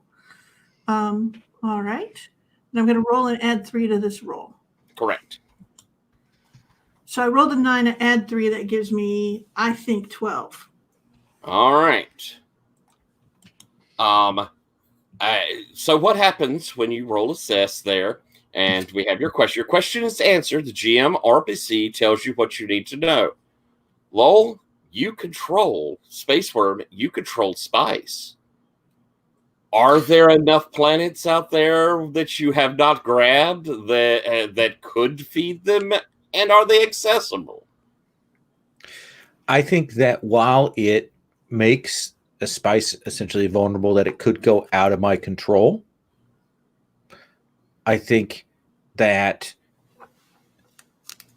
what it is that the previous Imperiums have so focused on the monopoly of this, and so has the Golden Tier and so on, that they haven't looked to other sources, and perhaps even hidden that there were other sources. And so, yes, I think there are an array of untouched even hidden places that have these, which means that people with the right approach and things like that could potentially create an industry that might, an access that might rival ours. But I would rather the galaxy be safe. So when you speak of this, Chinema, for the point of the teachers, there are some outposts there that they can go, because they don't need production. They just send a ship over and but I think it's fair to say this is nowhere near what they're used to having in their feeding cycle. It will sustain them, but will not make them fat for the hibernation to come. All right. So,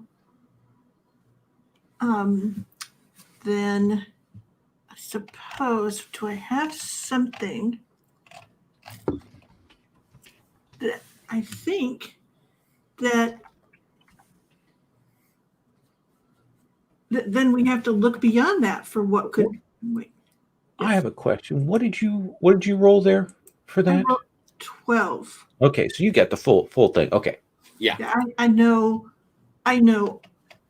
a lot of places. Right. You've given them, you're able to figure out, and certainly don't have to share with like the Imperium. You're able to, well, that's going to work. That's going to work. You can give them all the places they could go and get it with, being able to go in, move, and not be hit by the battleships. All right. So I can get them so that they survive. And then I think the thing that I have to convince them is that for them to thrive, that they need to branch out, that there is more than one kind of spice than the other, and that as teachers, they also need to learn. And I'll try to roll a convince on that. I don't think you need to. Really? Okay. And I'm going to cut away from you there because I'm also going to, yes, Lo? Well, when I have the opportunity, we need to see where Umbry is at. But after that, I wish Chen that one to attend upon me. All right. But I'm going to hop back over. Umbry, you and Pascal have gotten the ship working again and are making preparations to jump. Yes. Is that what you want to do? Do you wish to No. follow Chika? No. What would you like to do? I'm going to try to talk Pascal into going to meet the teachers because I know where they're going. Both to warn them away and to talk to them about this thing that we found that is a far bigger threat than the spice issue. Although that is a big, that's a big thing. And I don't know about Pascal, but I would like to not have a war. But this thing is bigger. This could wipe out all sides of the war that hasn't started yet. So I like to try to convince on Pascal. Yeah. I think he's important enough that he deserves you having to convince him there. So that's rolling with human. Yep. All right. +1. 10. Very nice. The dice roller. The third, they do what you want if you make them a promise, and I'll tell you what. Sure. And what do you tell him? You want him to go with you to hear these people? Yeah, because he has much more experience. Like I could escape if I wanted to and get into the psychic maelstrom, but I don't necessarily want him to know that. And also, he experienced this thing close up a lot more than I did. So yeah, he's a firsthand witness of it, and I would like him to be there to talk to them. Umbry, I will do this for you. I also fear what is out there, what is wanting to come into our world. But you must promise me one thing. Jocasta is not going to listen to me. You have to convince her. You have to protect her. No matter what happens to me, you have to defend her. Of course I'll defend her. I don't think she'll trust me, though. But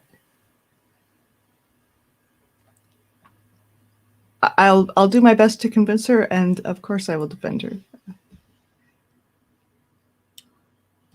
He reaches down to the controls.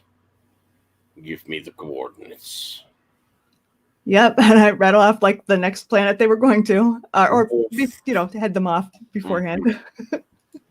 And so the two of you arrive as the at the 3-ship fleet, the Great Fleet, and you're brought back to Celeste. And you have returned as you said you would. Yes. We have 2 warnings, I guess. The Imperial fleet will be waiting at any of the production facilities. We have convinced them they are not sending it anymore to the Imperium. They are waiting for us to come and take it. I believe that's a trap. Oh. But And your second even one? worse. There is something hidden in the psychic maelstrom that I've never heard of before, let alone encountered. Pascal here had a meeting with it. It almost consumed him. It's enormous. It is bigger and more powerful than any single being or species or planet that I know of. What can this be? She looks over to Pascal, who it is terrifying. Umbri, can you show us? Yeah, I think I can. I was hoping you would know what it was. And I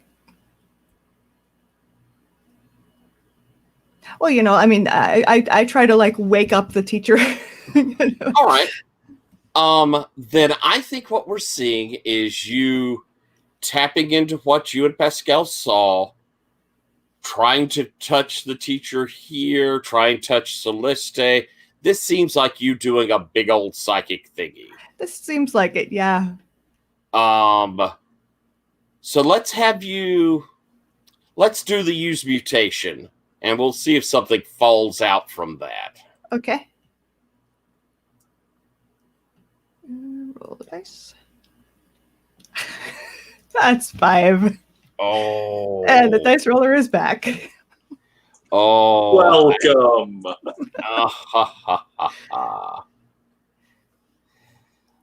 It might work, but the GM tells you the consequences. Yeah. As you connect in with Pascal and begin showing to Celeste what this was, inside of you, that teacher wakes. And you hear this scream of fear from him. You clutch at your head as you see Celeste and Pascal doing the same, as one of these lines, these threads of the future, appears to you. You know that all four of you are seeing it together. These machines that humans have made. These machines that touch across all of space, seemingly instantly. These quantum computers drew from the maelstrom the ability to do it, the ability to predict exactly what was going to be, and inside the maelstrom, they grew. They saw what was going to happen and decided they could change it for their benefit. 1,000 points of data, 1,000 potentials, 1,000,000,000 desires for making the galaxy ordered, set, one matrix, complete and total. And now it lurks there, planning, preparing to end all of the variables. Excellent.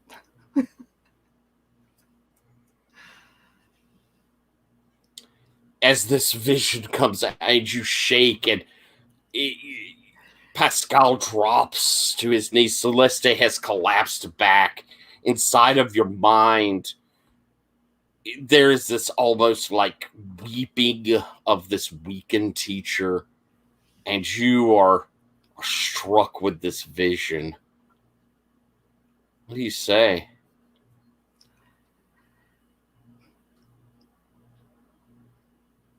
I think I just like kind of dropped my knees with everybody else and like not talking for a moment, just like absorbing this information or trying to, and finally say we made that. Humans made that. I don't think humans can stop it though.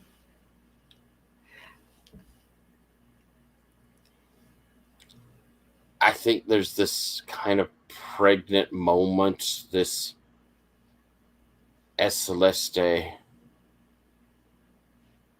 we have to try.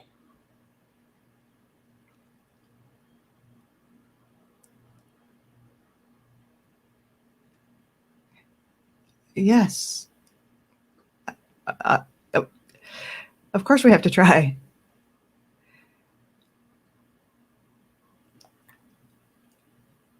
We know that there is hope because there is the last Moonicorn.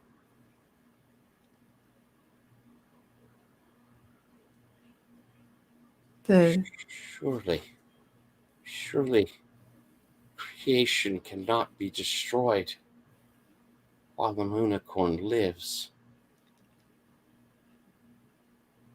If anything, is the opposite of order. You're right.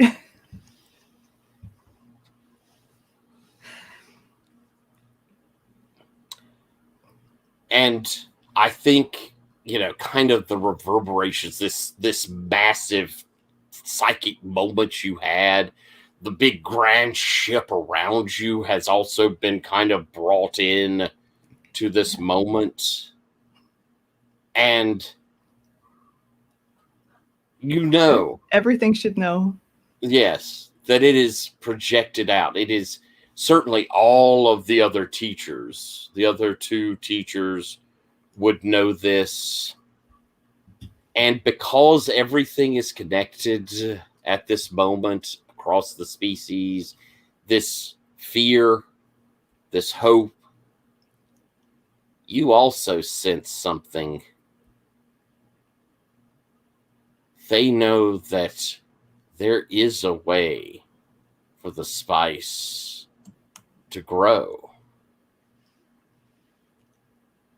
Moonicorn can make spice grow. We just have to wring it out of her.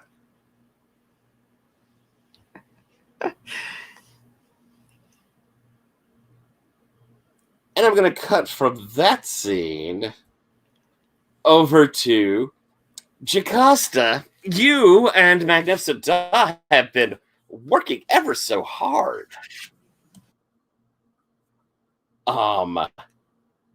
And I gotta say, your supply is getting quite low, even though your efforts have assisted in Magnificent having full and total control over the spice. Yes, such tight control he seems to keep on it. Things are getting a bit desperate in your supply. What are you doing? How are you looking to deal with that?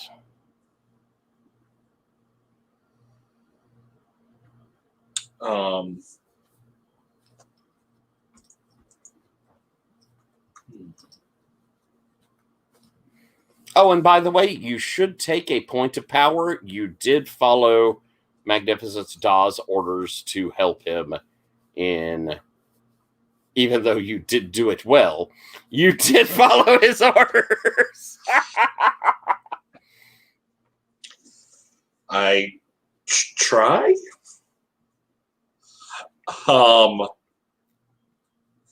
I think what it is sort of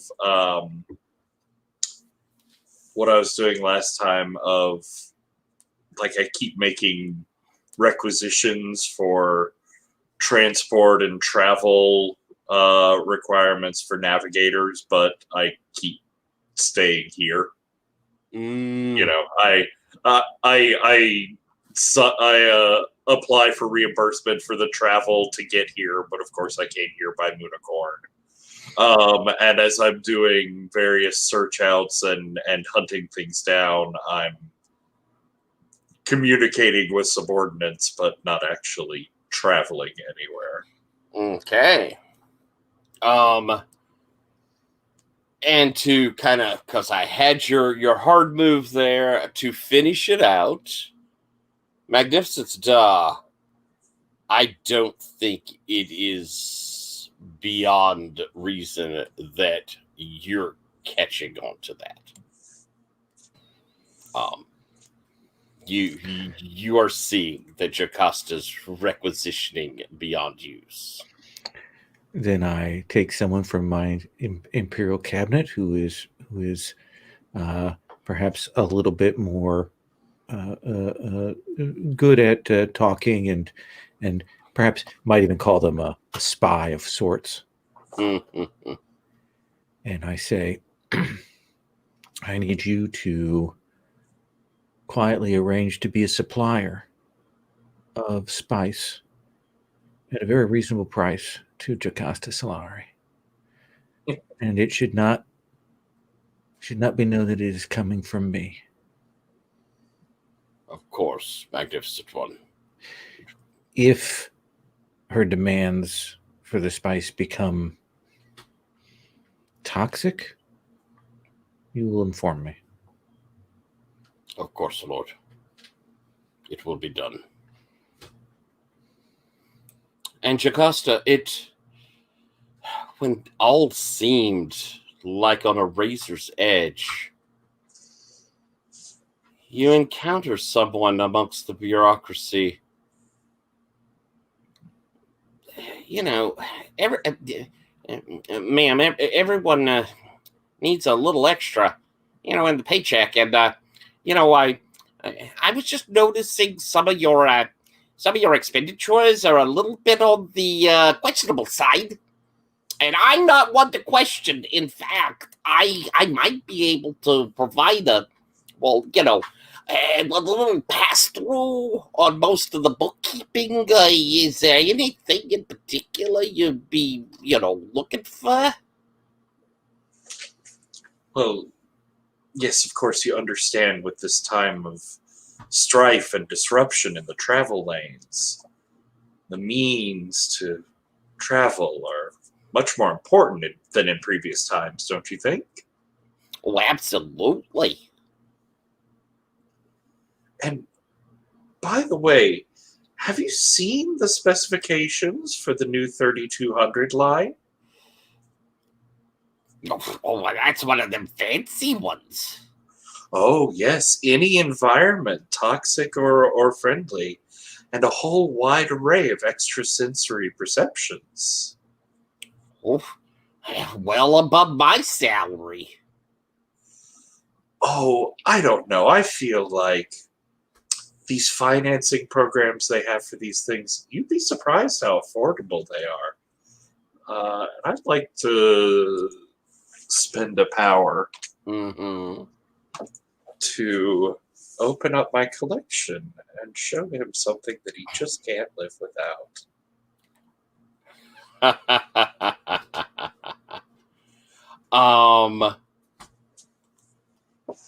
You open up your collection, and indeed, this gentleman it isn't one of those top in all environments. It's one of your adaptive appearance ones. One that's capable of changing what it looks like on the fly. It's very popular for masquerades and certain holidays. Oh, I go to all the masquerades. Of course you do. You struck me as the sort. And yeah. And of course, in all of this, while you're out wearing your new face, trying things out, you would let me know anything that our dear Lord Daw would say about me personally. Wouldn't you? Roll me a convince, but I'm going to give you an extra +1 because of your use of the collection. Scan. This one more. It's 9, 10, 11. I rolled a different number, you guys. You rolled well.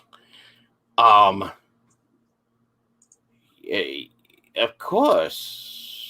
course. Certainly, Your Highness. Anything you need, ma'am. It's so romantic, me and Daw buying off the same lackey.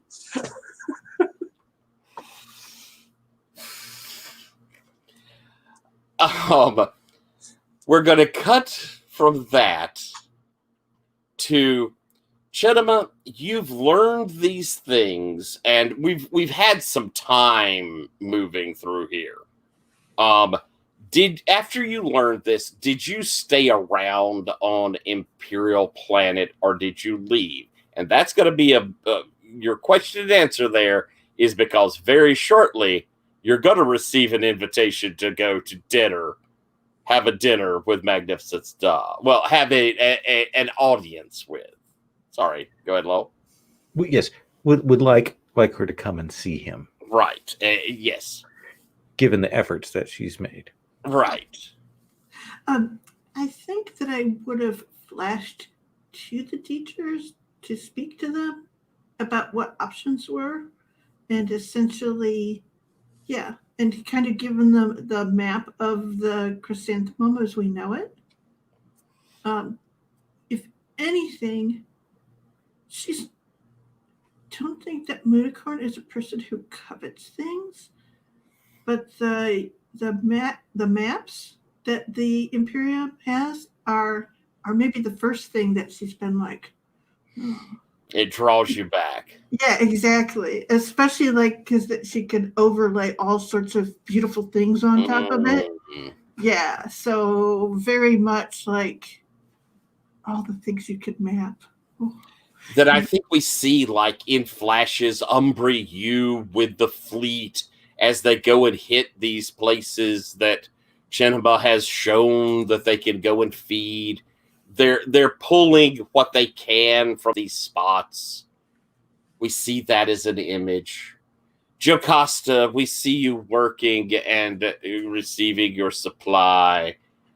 We see you, Chenema, enjoying the vast knowledge that is there available on Throne Planet. The map and all of what it means, because there's so much to gain from it. And so, Magnificent Da, had you told, who is it that goes to Chenema to ask for them to attend you? Just one of the usual servants. No one unusual. Lady Chenema. Mm. Look at this. Look at how pretty it is.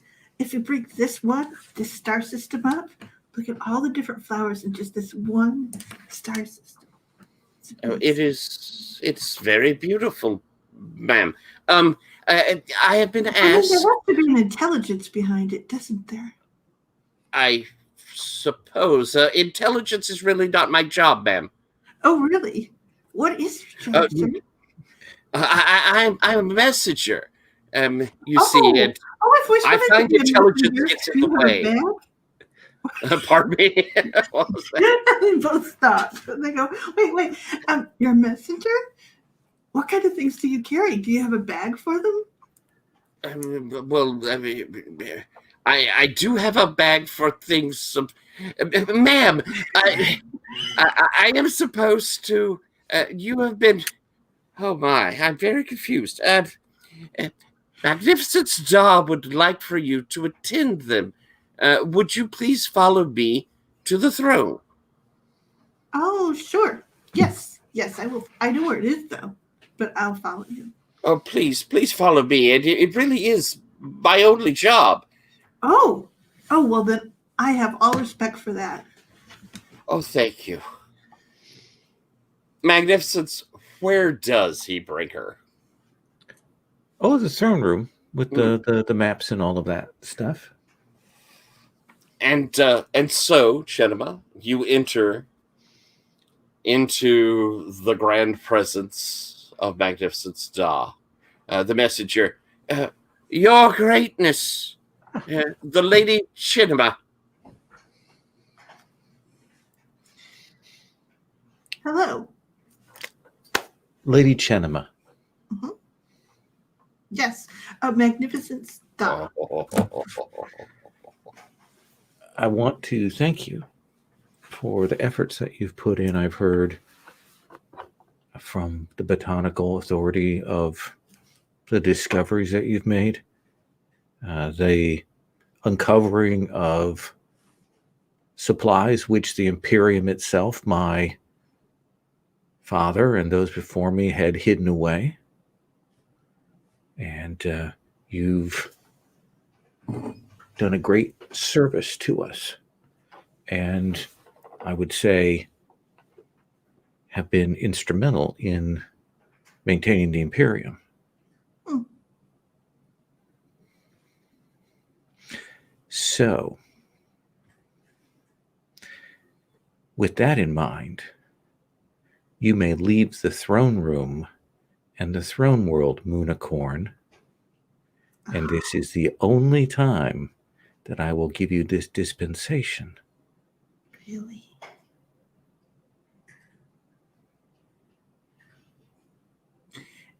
Is there anything else I can get you? A reason why? Because you are an unknown and a danger, and that puts us at opposition at this moment. Perhaps it will not in the future, but we will see when that comes. You enjoyed the maps? Very much. Then I will have someone give you a complete copy. Mhm. That would be excellent. And then the Moonicorn should leave. All right. Shinema, do you Yeah, she's like, do you back out? How do you take your let's leave? see here. There's. Magnificent I just job. wanted to, so the stand up to authority Yeah. was more it. And I say, if Jocasta needs me or Umbri needs me, I will break that rule. I understand you are all about breaking rules, but I'm setting the rule now Thank so you. that we have an understanding in the future. I appreciate the guidance. It sounds like you're taking a stand. Yes. I'm sorry. You can lower your integrity by 1 and choose an option from the list. No roll involved. Lower your integrity. What do you choose?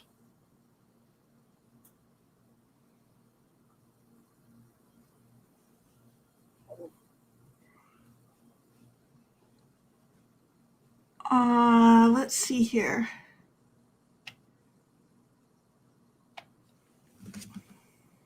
And I'll tell you, I have I think something. I'm obligated. Yeah, I think I'm obligated to take I inspire someone watching me.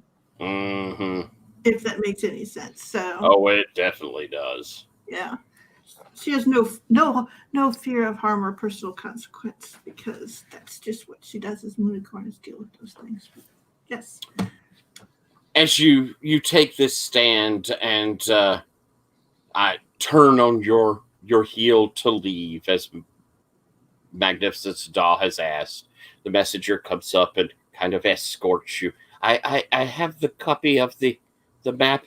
His Magnificence has provided. It is here within this data cube. It is accessible from all things. And my lady, I am a messenger. I deliver messages. Let me know if you have any that need delivering. Thank you. And she goes, what is your name? I am called Chase. Then Chase, I can find you now anytime I need to.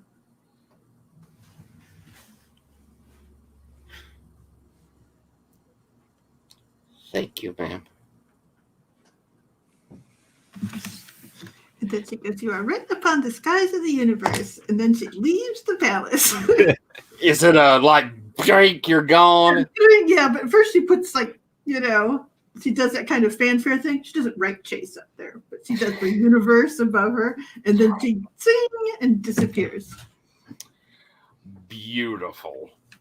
And as you disappear, we'll find out next time where you go. We have Magnificent Star sitting on the throne. You could go ahead and set. You're going to be in the position of power to begin with. You can reset your power. You will also be getting a new move. Umbri, you're out there as the fleet pulls all of the things from Shinema's information. They have filled the lungs of their ships with all that is available. It is not the great store that will see them through a hibernation, but it is enough that they can continue their struggle. Jocasta, you have your supply, and you are very busy as, the there is a sort of energy going through the Imperium right now. Things feel like they're on the move. Something is occurring. And it's because, at least in part, you're hearing there's rabble amongst the alien species outside of the Imperium. They are rallying behind the chrysanthemum flag. Hope is their armor. Yeah. And Magnificent Da, you are certainly hearing that the aliens are beginning to stir. They are looking at the Imperium as an enemy, and they are beginning to prepare for war. I don't understand why they would need to do that. And we're going to see, I'm going to end with a little for the viewers.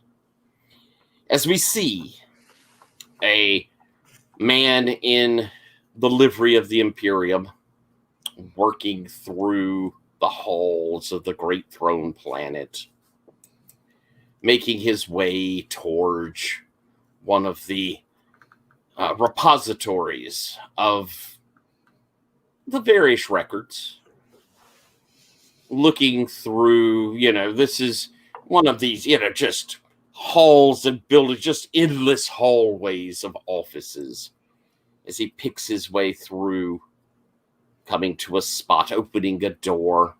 Inside, there is a scribe or a bureaucrat working, and looks up. Yes, can I help you? I'm here because the Magnificence is wanting to look into munitions. Can you please give me all of your records on munitions supplies? I'm afraid you'll need do you have the paperwork for that? We see the figure move closer. Of course I have that paperwork. As there's a blinding flash and a dagger through the man's throat.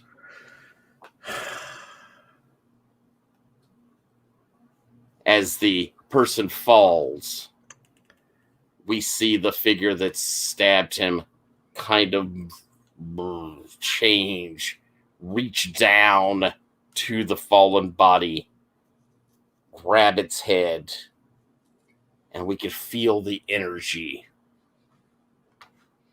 as it takes on the appearance of that person, and the body just turns to dust. It smiles, turns back to the filing cabinets, and begins looking through them. And somewhere in the maelstrom, a light blinks. And inside of a warehouse on an offshoot planet, there's only 3 replicants there. The people there can't really afford many of them. It is attractive, though. A lovely gentleman, quite dashing, probably picked up for when going on parties. A dashboard next to it flashes, and the replicant moves. Success. Assimilated. And that's where we're going to end. Thank y'all for playing. We're going to do, if people don't mind, we got a few moments. I wouldn't mind hitting a very fast Stars and Wishes, just so we can, mainly wishes. I'm wanting to see things we think are interesting we'd like to pursue. So we're going to go around real quick. I'm going to start, as always, with Space Worm. how about giving some stars? We'll do those, then we'll hit wishes. Lots of good movement on things tonight. Really interesting individual scenes. I felt like this was a very interesting shifting of the directions of things, of seeing how some things finish out and how you can move. And I liked that. And I liked everybody's play. It felt like a good, low key, but consistently solid play. So I enjoyed it, and I enjoyed that you're recording the Stars and Wishes. Yeah, I did dig that. In that way that it felt like a solid session of a game that we've been playing for a long time with people we know in that good, comfortable groove way. Nice. Excellent. Bethany, stars?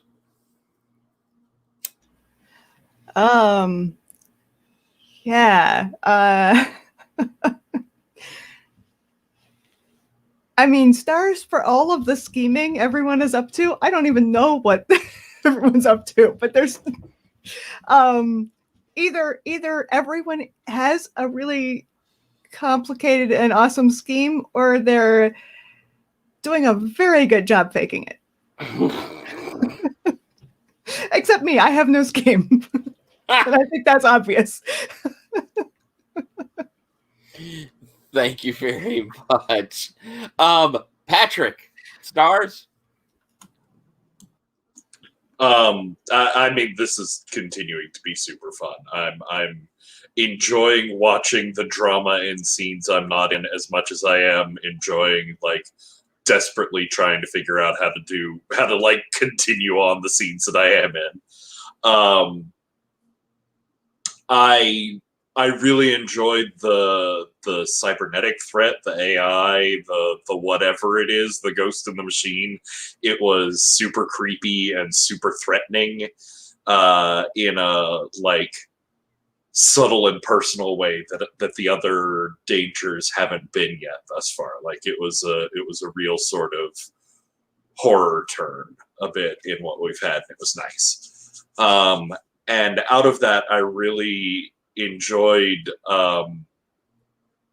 Umbri like subverting my loyal Pascal and making a connection with him. That scene between Umbri and Pascal connecting and like talking through the problems around them was really good. Mm-hmm. Thank you. Sherry, stars? I love all of you. Jocasta is the snakiest lady ever. She is so wow. Like, yeah. So I adore being in a scene with Jocasta. And Umbri is so sincere and so innocent, like even more innocent than Chenema, I think. I swear to God. It's the best fun. And Magnificent Da is the good guy, as he would tell you. He definitely is. He's just that he isn't convinced that everyone's, how should we say, supports him as he would like. And so he makes some missteps from time to time. That's all. That's all it is. No, this is really good fun. It is fun to do everything with best intentions and just keep making it a bigger and bigger mess. I think it's the best thing ever. Thank you. My stars, I loved how we all connived tonight a lot. I loved seeing multiple double agents get produced in one session because Jocasta turned somebody, Cheneba turned somebody, Umbri turned somebody. We have Magnificent Da with lots of fingers in pies. I mean, it was a lot of really tight bits binding us, and I thought that was really cool. I like how shifting fronts does something cool to the game. We closed 2 fronts, we opened up 2 fronts. I think that does something neat, so that's cool for the game. Wishes. Back to you, Space Worm. Lowell, what are your wishes?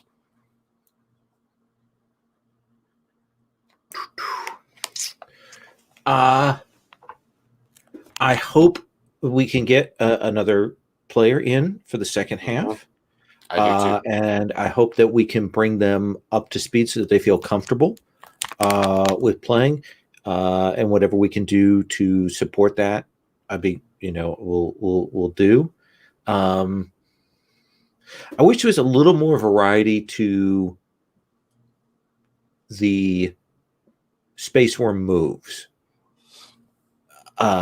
Like I've been looking through the choices of moves that I have, and they're interesting, but they're also none of them really fit with my conception of Space Worm, which is interesting. But this is sort of a first time thing where because there are a lot of playbooks, but they all have a kind of very narrow range to them. I think. Mm-hmm.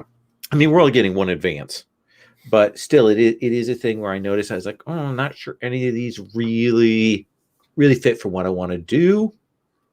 None of them spark joy. Let me put it that way. Usually, when you go through a playbook and you find at least one or two moves, I mean, I love the basic conceit of Space Worm, but the actual sort of roll moves, none of them quite hit that spot. Everything else is great. So that is it feels weird to me, and that may be that it's coming out of Dungeon World, and there's certain like a little narrower approach to how moves are written. That feels like this is early PBTA where people haven't thought outside. This is thinking outside the box, but they haven't made that like next step. So that's I guess that's my only wish and thought here. Mm-hmm. Thank you. I hear you absolutely. Oh, also, I need to give another star to Magnificent Star for that whole scene at the end, where he used Chenma's name right, and then your Moonicorn. I thought that was brilliant. I just want to point that out. I got a whole big. Oh, he used the right name. It's all over. It was really good. It really was. Yeah, I just have to call myself out. Bethany, wishes going forward. Yeah, I mean, yeah, I hate to say it, but like I just kind of want to see where all this is going. I want to see Chenma being an agent of chaos. I want to see I am curious, and I'm sure, it's not so much a wish because I'm sure this will happen sooner or later, how Space Worm reacts to finding out there's a bigger threat than him. Yeah, I also kind of was looking through the playbook moves. Fortunately, my playbook has a take a move from another playbook move, and I think I'm gonna do that. Although a lot of them are, because everyone has different stats, like some of them are like roll plus faith. I'm like, well, faith is not one of my stats, so I guess I'll take a different move from that. We can always adapt. I mean, that's the mutant. We can always adapt. That's true. But yeah, I did kind of notice the same thing. Like the moves are all like very narrow, probably because there are just so many playbooks. Yeah, I don't really have a wish of that involves going in any like new direction or anything. Cool. Thank you very much. Patrick? I definitely agree with Lowell. Like, I really hope that we can get a new player in, and that we can successfully make them feel comfortable enough to like grab this and run forward in a new direction with it. I think that'll be fun to have another new dynamic to play off of. Past that, sort of a selfish wish of, I felt like I spent a lot of this session like accidentally setting a fire and then spending the next scene putting out that fire, which started another fire behind me. And then I spent the next scene putting out that fire, which started another fire. And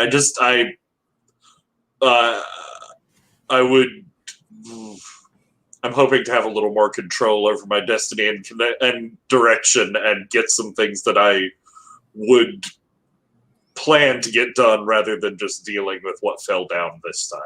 Mm-hmm. I hear you. I completely understand that. Sherry, wishes. Oh, so I was definitely going to fall in love with someone this time, but I couldn't because I fell in love with all of them. And so it has to be one and only. It's the worst. But Magnificent Star took himself out of the thing. So at least for the time being. So I think absence makes the heart grow fonder. Exactly. Well, I could start pining over him. That could cause some chaos. Anyway, no, this is really exciting. Like things are pretty dire in some quadrants. I don't know. I'm looking forward to it. I have things that I could do, and then there's just trouble I could cause. All exciting. And I am looking forward to the new player because I want to see what they want to do. I do too. Mm-hmm. Thank you very much, Sherry. My wishes, I want to see, we're bringing in new fronts. I have aliens corresponding with both Moonicorn and Magnificent Da. That is both the active front for each of them, because I feel like it's going to be technology that's our big bad at the end. So that'll be the big front at the end. So my wish is to get that out there and get it active in a way that we deal with it one way or the other. It doesn't have to be crushed or whatever. We just have to have a good dealing with it sort of sense to close the front. But I like the creepiness of what I'm doing with technology. So I think it's going to end up being our big baddie kind of no matter what. I liked how it all played tonight. I thought it felt good that the outsiders were creepy and scary. So my wish is to try and get these fronts and be strong with them. I'm looking forward to hopefully having that other player. We're going to try and get them all integrated in. I think that is perfectly capable, and I love the dynamic that'll come from it. We have 4 more sessions, so they will certainly have time to play. Everyone should take a special move. It is my intent that we'll do at the end of the second one. We'll do 2 more, and then I'm thinking about letting people take another special move since we're doing such an extended. Unfortunately, I do agree with you, Lowell, that you're playing a different sort of Space Worm, and I worry that maybe they're too limited. So maybe I'll notch out that you take a different playbook. A kinder, gentler Space Worm. Well, I might be looking then at, in 2 sessions, I say you may take a special move from yours or an unused playbook for everybody. Because, again, we're doing the quick start. We're extending it. I want to see some development, people being able to make those characters feel lived in. So I think maybe we'll say in 2 sessions, take a special move from an unused playbook. And gosh knows, there's a lot of unused playbooks. So thank you all for playing. Folks at home, we have a lot more of Space Worm versus Moonicorn. And if you enjoyed it, then I suggest you watch more.